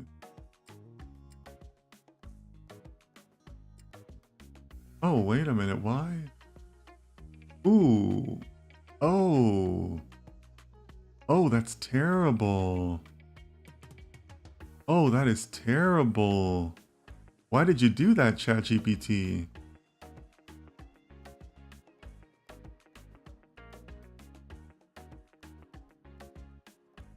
Why did you do that? So do you guys see what's happening there? ChatGPT is using each ticker symbol as a column, and then telling us the proportion of each of these stocks to choose. So that's why there's so many blanks, because in this scenario, only so many of those 50 are chosen. So the rest are 0 by default. This is a terrible output file. I can't believe it did that.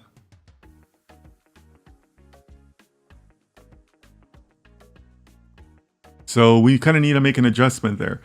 But Leo, you know, what's interesting here is I just told you guys that I was suspicious of the return values, but here the return values make a lot more sense. Because you can see here the return value is the third column, and now you're getting, you know, numbers that kind of are more in line with what the stock market has done the past couple of years, right? So yeah, let's adjust this output file by ChatGPT.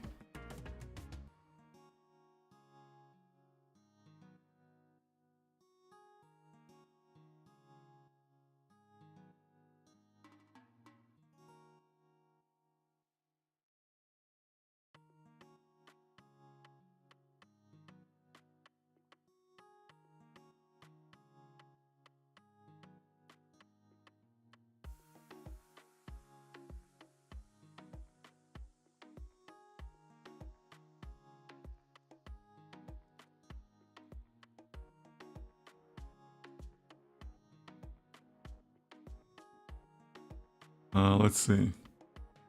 So let's define the columns we're going to need.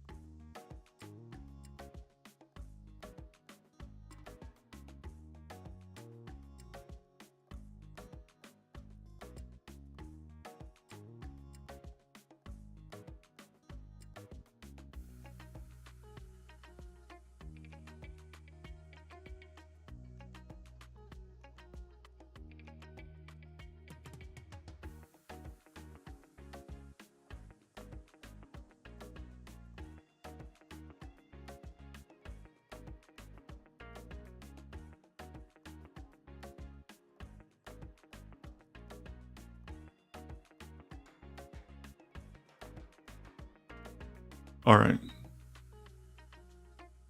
So we're going to ask it to have the last column be the portfolio column and only include the ticker symbol, the weight, and only include ticker symbols that were actually part of the simulation. Oh. Okay, this is this it? Nope, still generating.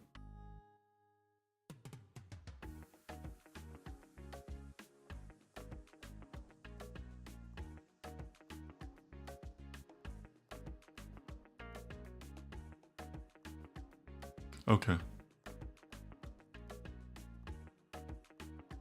So in this scenario, we are going to make our own change. We are going to put our thumb on the scale here, because since we're testing the output, we don't need to run all 50 simulations, right? Let's just run 5 simulations, make sure that we're getting the right output, and then we'll let it fly for the 50.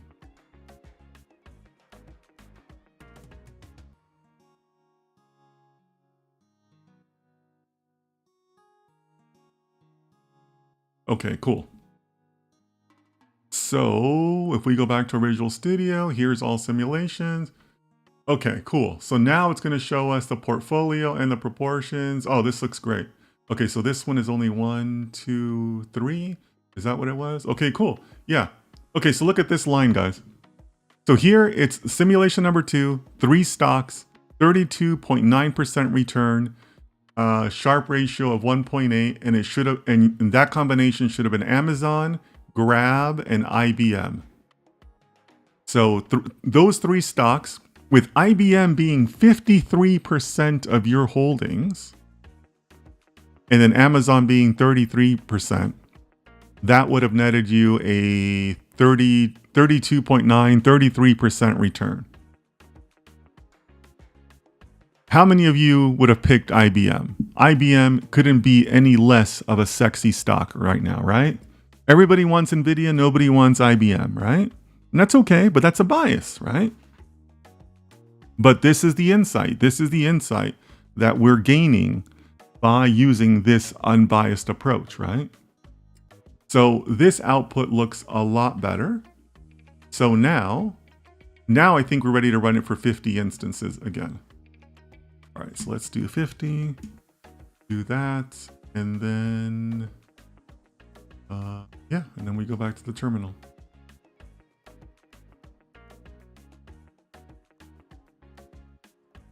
All right, so we'll let that run. But I think we are getting to a near complete state here, guys. Near complete.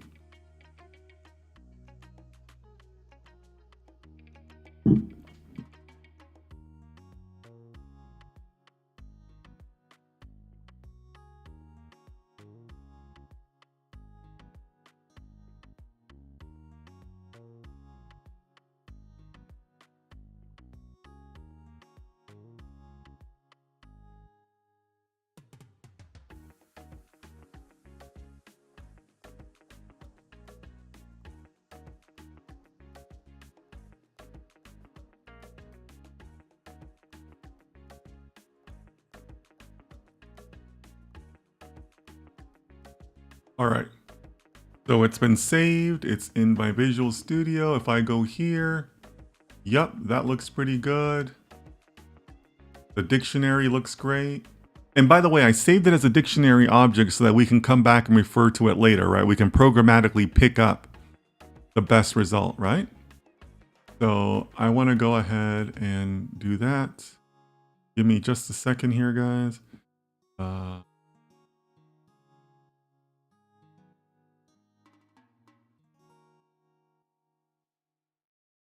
So here, this will be a little bit of a better format for all of us to take a look.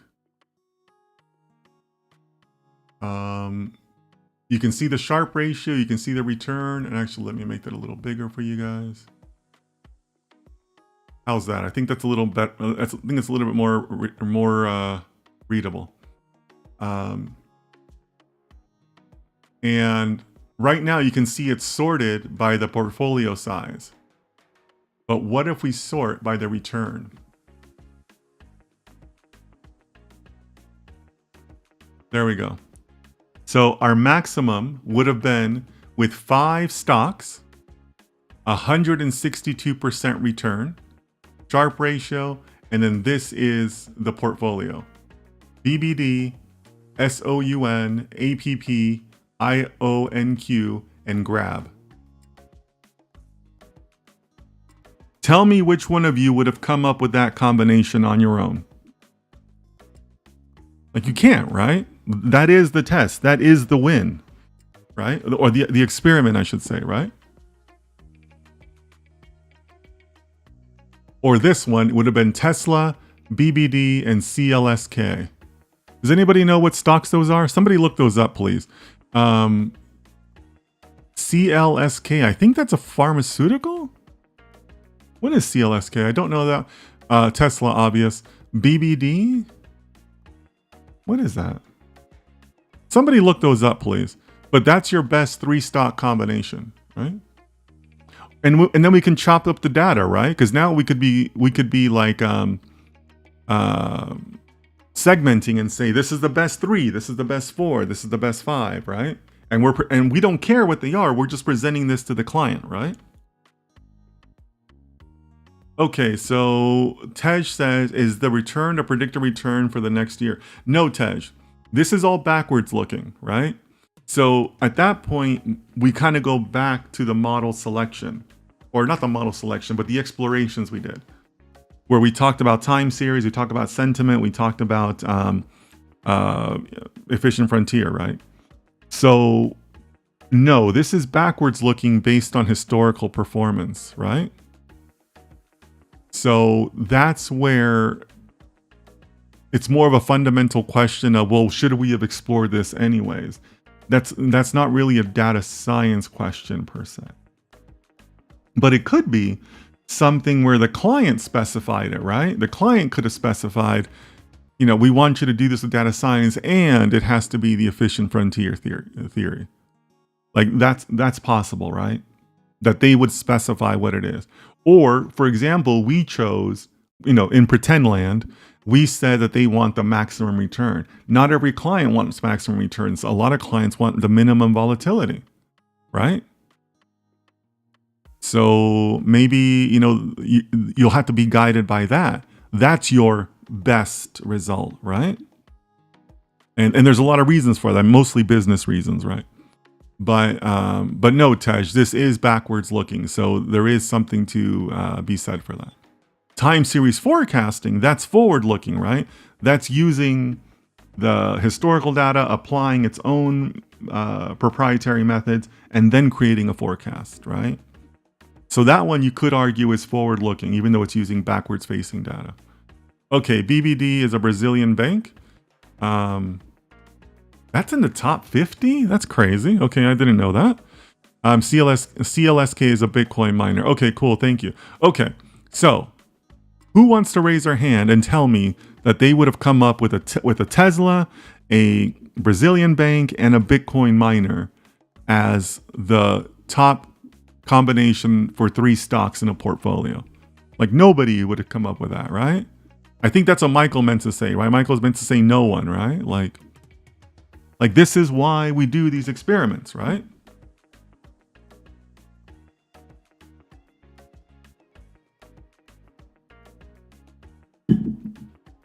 So if we had taken the time to go out and do the PE ratios, well, guess what? You would have probably lost Tesla, right? Tesla has a terrible PE ratio, right?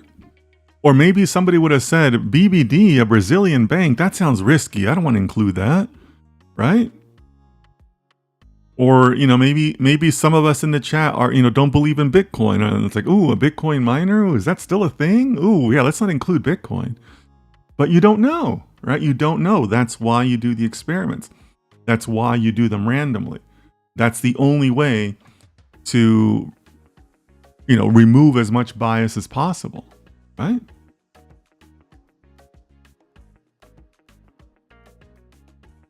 So we have a pretty good report, and we have a way for us to chop up this data. And this is kind of another place for a client conversation to say, do you want us to just give you the one result, the portfolio size and what the portfolio is? Or do you want to see the top one for the 5 stocks, 6 stocks, 7 stocks, so on and so forth, right? So this is where, we as a data science team have done our job. We're pretty good on the methodology. We like the code, and we have an organized report, right? We had a creative discussion on what we're going to test, like the hyperparameters.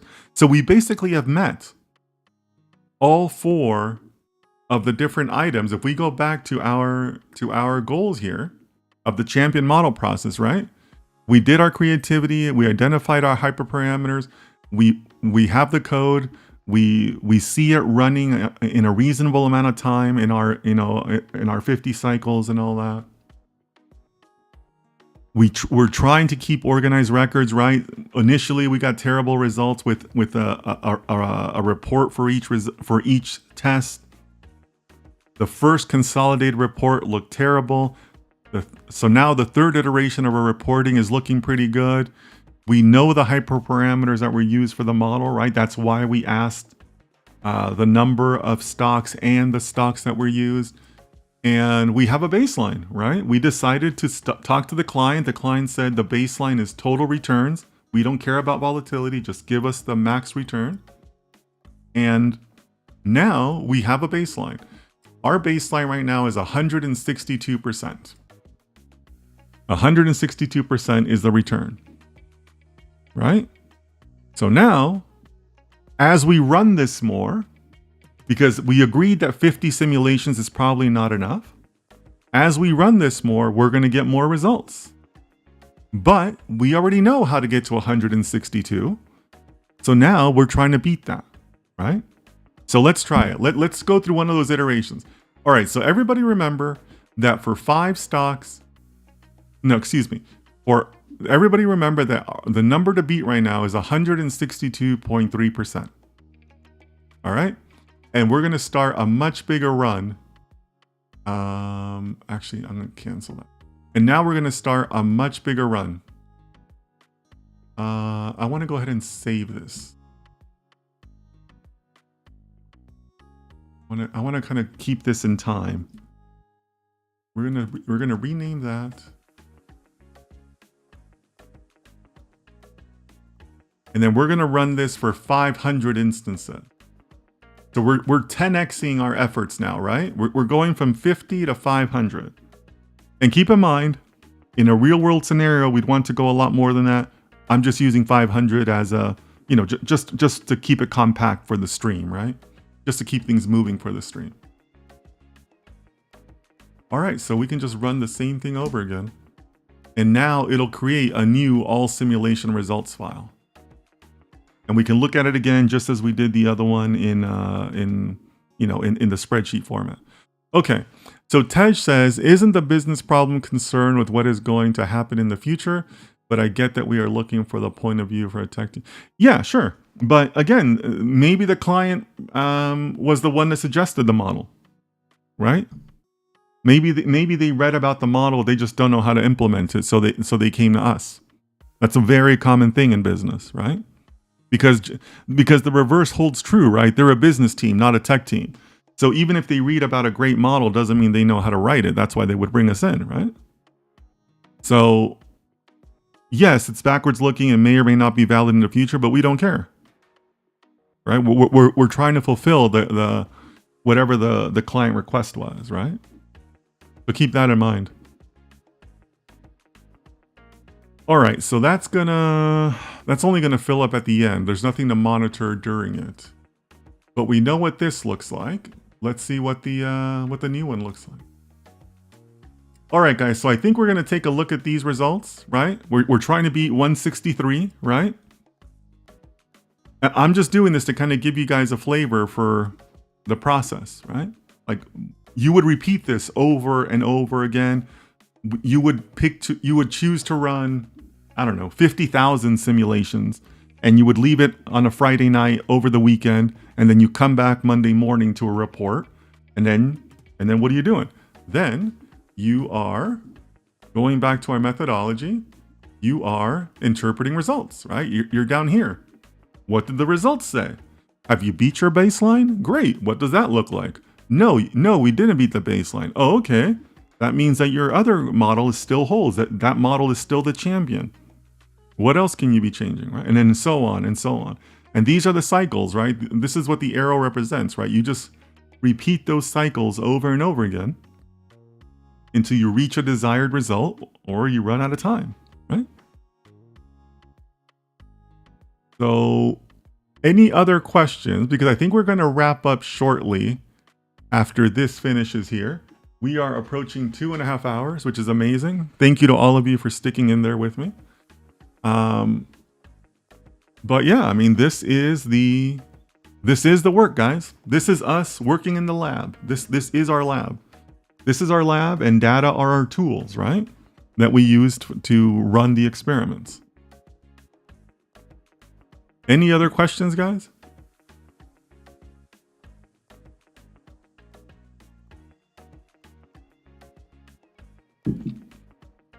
I'm so happy we can finish up this this session with all of us as friends, because you know what? You guys were hurting my feelings there for a bit. I was, you know, I was ready to curl up in a ball and cry after this session for a while there, but I'm feeling pretty good about it now.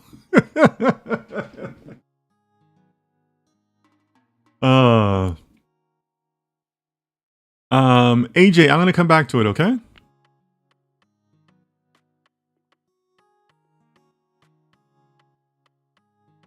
All right, so we are running almost halfway through our 10x of the simulations, right?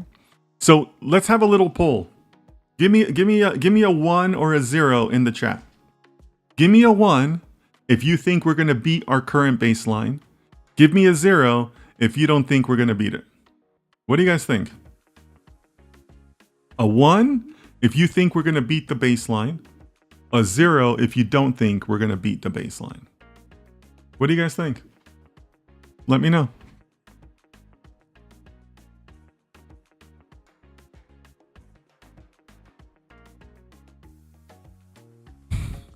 Drama King is back. I'm not drama. I'm just saying, guys. I'm just saying people's feelings were going to be hurt at the end of the stream if we didn't end up as friends. But, you know, now we're friends again, right? But for a while there, you guys were not my friends. Okay, Tej says 0. Tej says you don't think we're going to beat it. Okay, okay. Anybody else? A 1 if you think we are going to beat the baseline. A 0 if you don't think we're going to beat the baseline. And Tej, when people are finished voting, I want to hear your rationale. Leo says that's tricky. Ooh, I don't know, guys. I don't know. Let's start with the votes, but then I want to hear your rationale. And then I'll give you guys my vote and my rationale. All right, so there's a 1. Leo is a non-voter. Tej is a 0. Anybody else? Give me a 1 if you think we're going to beat the baseline. Give me a 0 if you don't think we're going to beat the baseline. Okay, so we got another 1. So the 1s are leading. A 1 if you think we're going to beat the baseline. A 0 if you don't think we're going to beat the baseline.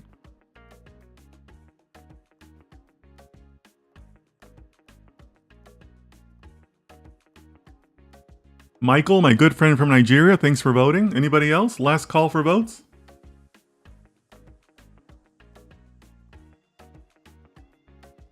So Leo and Tej, start putting in your rationale. Yeah, both of you, because both of you are kind of like 0 or leaning towards 0. I want to know your rationale.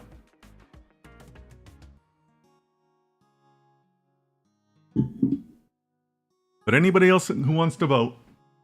A 1 if you think we're going to beat the baseline, a 0 if we're not.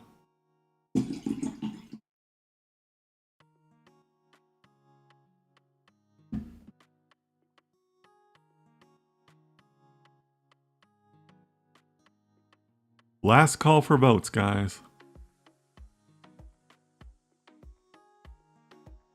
Okay, Lakshmi is also voting a 1. So Tej, Leo, let me know if you want to include your rationale.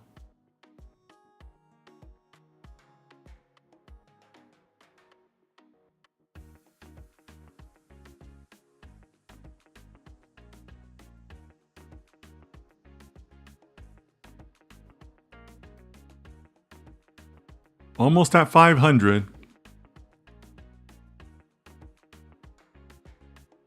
So Tej, would really love to hear your rationale because you're in the minority here, and that's okay, right? I always encourage you guys to take an opposing view, right? Nothing wrong with an opposing view, but would love to hear your rationale. Okay, Manoj is also team 1.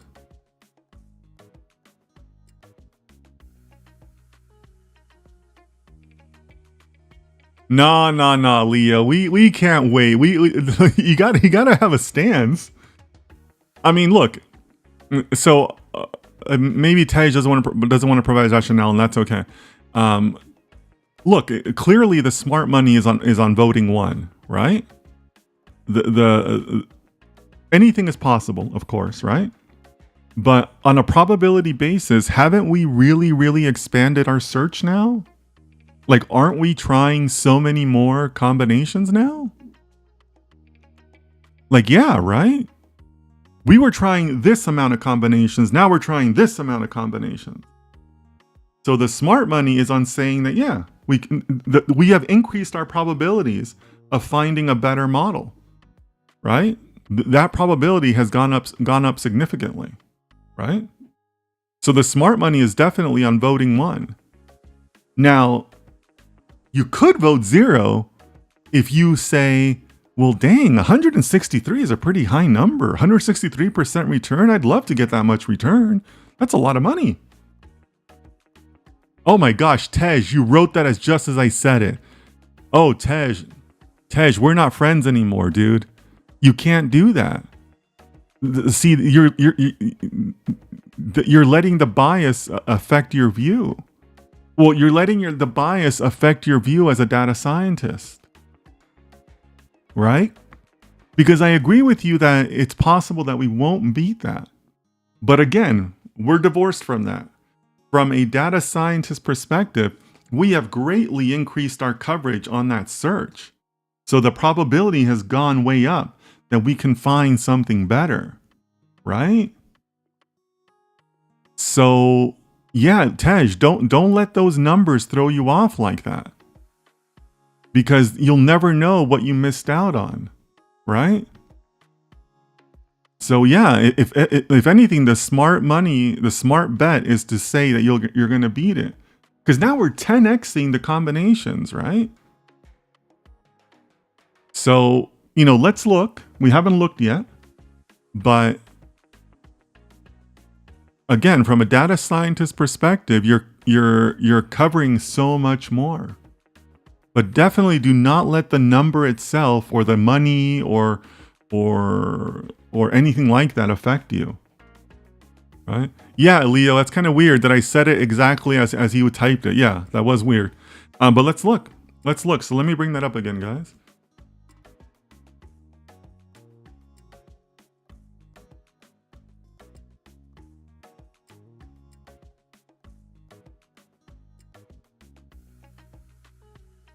Oh no, what? Oh.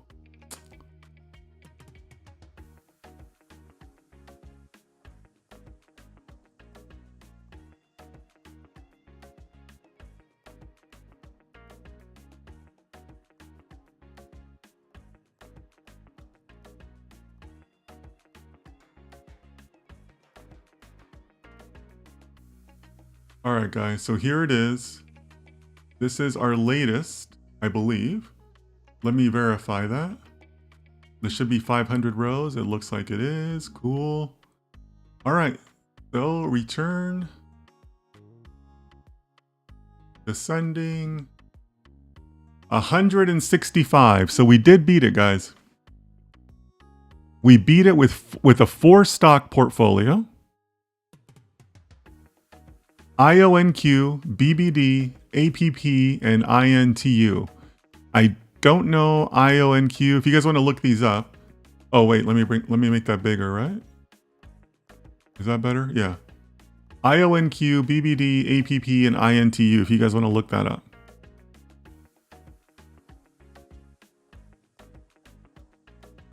Leo says, but if the majority of those combinations involve poor stocks or out of our criteria.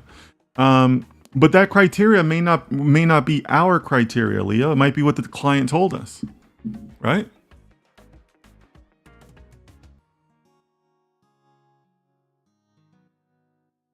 We don't know what they want, right? We're just, to some degree, we're just the hands at the keyboard, right? Again, we're kind of divorced from the results.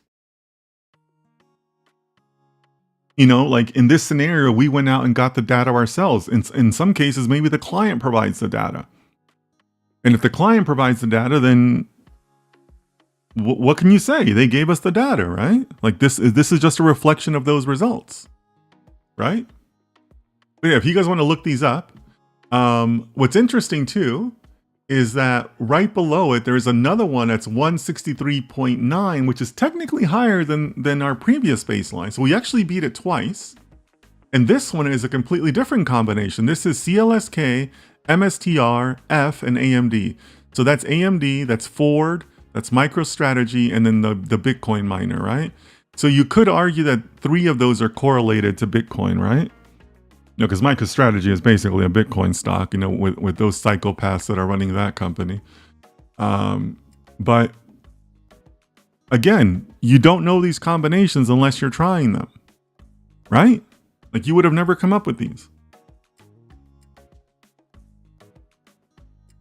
But we did beat the baseline. And Like I said, that's where the smart money is, right?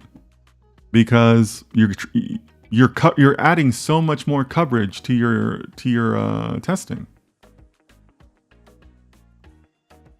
But definitely don't let that sway you as far as like, well, how can we possibly beat 165? That's a lot of money.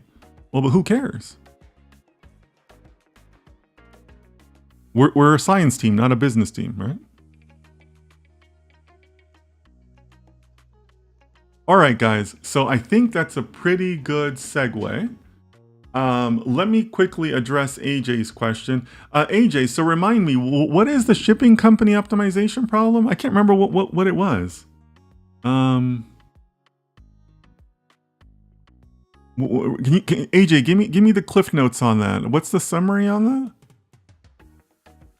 The shipping company optimization problem. I'm sorry, maybe I'm just getting old, but I can't remember that we ever talked about that.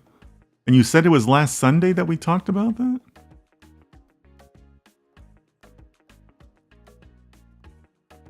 If anybody else remembers, please let me know. Give me the elevator notes.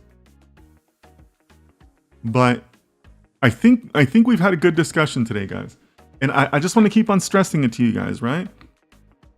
Don't let your own biases guide your tests. You would never know unless you run the test. That's why you do them, right? And you got to design those tests as unbiased as possible. Okay? The job offer that you received. The shipping company? How would you, what problem? AJ, give me more than that. A job offer from a shipping company? You see, AJ, sometimes I make up the companies, right? Like I'll change the type of the company, as like an obfuscation type of strategy. Because, I don't want to like blow anyone up or anything, right? So give me a reminder. What else did I say about that? I've never received an offer from a shipping company. Unless you mean like the hospitality company, the one like the cruise ships, or like what are you talking about? Is that what you mean by shipping? Because when shipping, I'm thinking like boxes. But let me know, AJ. You got to give me a little bit more info.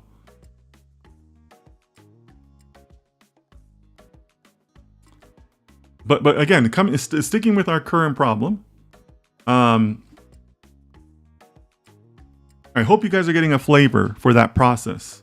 The iterations you're going to have to go through, the discussions you're going to have, the awareness of the bias that you're going to have, okay? Okay, so AJ says the cruise companies. Okay, yeah, so for those of you that don't remember, I can't believe that was a week ago. I feel like I just told that yesterday. I once received an offer from a hospitality company. They're a cruise ship company. I'm not going to say anything more than that. Don't want to blow anybody up. Big company, 40-something ships across the world, in different cruising regions. And they told me that they spend $1 billion a year on gas. And my job was to come in and help them reduce that number. So I'm pretty sure I already gave some insight into how I would do it. But the first thing you got to recognize is that there's two sides to that problem. There's the usage and then there's the procurement, right? Can we use it better or can we procure the gas better? Both of those are a win, right? So on the procurement side, it would be very much like, it would be very similar to the stuff we're looking at now, because a large company like them, they don't just buy gas. They probably buy on the futures market, right? There's probably a futures market for shipping gas. I don't know this to be a fact, but I'm pretty sure that's the case. So how do you optimize your purchases on the futures market vis-a-vis where you think the market is going and what those premiums are like, right? So that's more like an options trading exercise, right? And there's a lot of data science you can apply to that. I don't want to get into that too much because, again, I'm not a financial advisor. And, that's almost like another type of math to talk about. But that's the first way that you would approach it. I don't care about the ships. Have as many ships as you can. I'm just going to buy your gas in a better way, right? Because that still meets the goal of lowering the amount, the $1 billion that they invest in it, right? On the shipping side, there's a lot of things you can do. You can talk about optimizing the routes that they're taking. You can talk about optimizing the ships themselves. There's a lot of technology that goes into those ships. You know, there's a lot happening below the ships. They have like these hydrofoil type of engine or type of wings throughout the ship, right? So I did some preliminary research about how some of those designs can have an effect on speed and time, which is ultimately reflected on gas, right? And then on top of that, you can apply some domain knowledge to when that gas is or not when the gas, but when the ships are used. So for example, just because you spent money on gas for the ship doesn't mean the ship is being used, because you have to account for like ship maintenance or the relocation of ships, right? If you're moving from one ocean to another, that's an empty cruise. Those happen, right? There's these empty cruises that happen. So you have to apply some domain knowledge to say, well, can I optimize the gas usage at each one of those, right? The routes, the design of the ship, and when the ships are being used or not used, right? Because not every mile is a revenue generating mile, right? So off the top of my head, I mean, this was years ago, right? That's how I would have approached a problem like that, right? But really the key takeaway for all of you guys, and I've said this before, there is always more than one way to use data science in any business and in any problem, right? So again, you're thinking a cruise ship company, you're thinking, great, I'm going to optimize their sales. Well, that's only like 10% of what the company does, or 10% of what you could do for that company, right? So that's how I think about it, right? So even though they define the problem for me, there's still like sub branches that you can find. So I know I'm speaking fast, but I'm just giving you a brain dump because these are the things that just come to me, right? But I mean, this is me like years and years in the business, right? But that's how I would have done it. Where can I buy your gas better or can I use your gas better? Either way, it's a win, right? And if I can do that just 1%, 1% of $1 billion is a lot of money. So, you know, it's small wins that are possible there. AJ says, is it a reinforcement kind of problem to solve? That's not the right question, AJ. That's not the right question, because reinforcement learning is a tool, not a solution, right? The solution comes from the creativity and a little bit of the business side. And then can that end up as a reinforcement learning problem? Sure, but I don't care if it does or doesn't. I'm not looking for it to be a reinforcement problem, right? So yeah, I mean, yes, it could be, but it could be a neural network. It could be something else. It could be XGBoost. It could be regression. Like, who cares? That's not really the question to ask at that point, right? The question is just how can I better define the problem and how can I think about it from a scientific method perspective, right? So that's the better question. Because if you think about what I just said, right? That means I'm forming a hypothesis. My hypothesis is that I can apply machine learning to the petroleum futures market for better purchases for a hospitality company, right? The hypothesis is not, this is a reinforcement learning problem, right? Like that's two completely different takes. So you got to think about what is it that you're trying to solve, not what tool can I use, right? All right, guys. So happy to answer that question, but I really want to stay focused on our Sunday series because I know a lot of you just attend for Sundays. So thank you so much for today. I'm really glad we talked through a lot of things. So again, closing note, always think of the meta view, right? We are data scientists that are divorced from the business, divorced from the results, divorced from money and company biases and all that. Our job is to produce the best code that we can in the most organized way to give the clients potential results and say, hey, this is what our findings are. We're not telling you what to do, but these are what this is what you tasked us with. tasked us with, here's what our experiments resulted in. So to Denelson's previous question, that final delivery is going to be with an article with saying, hey, this is what our results mean to your business, right? So let's think about it that way. Let's think about how data science is the removal of bias, right?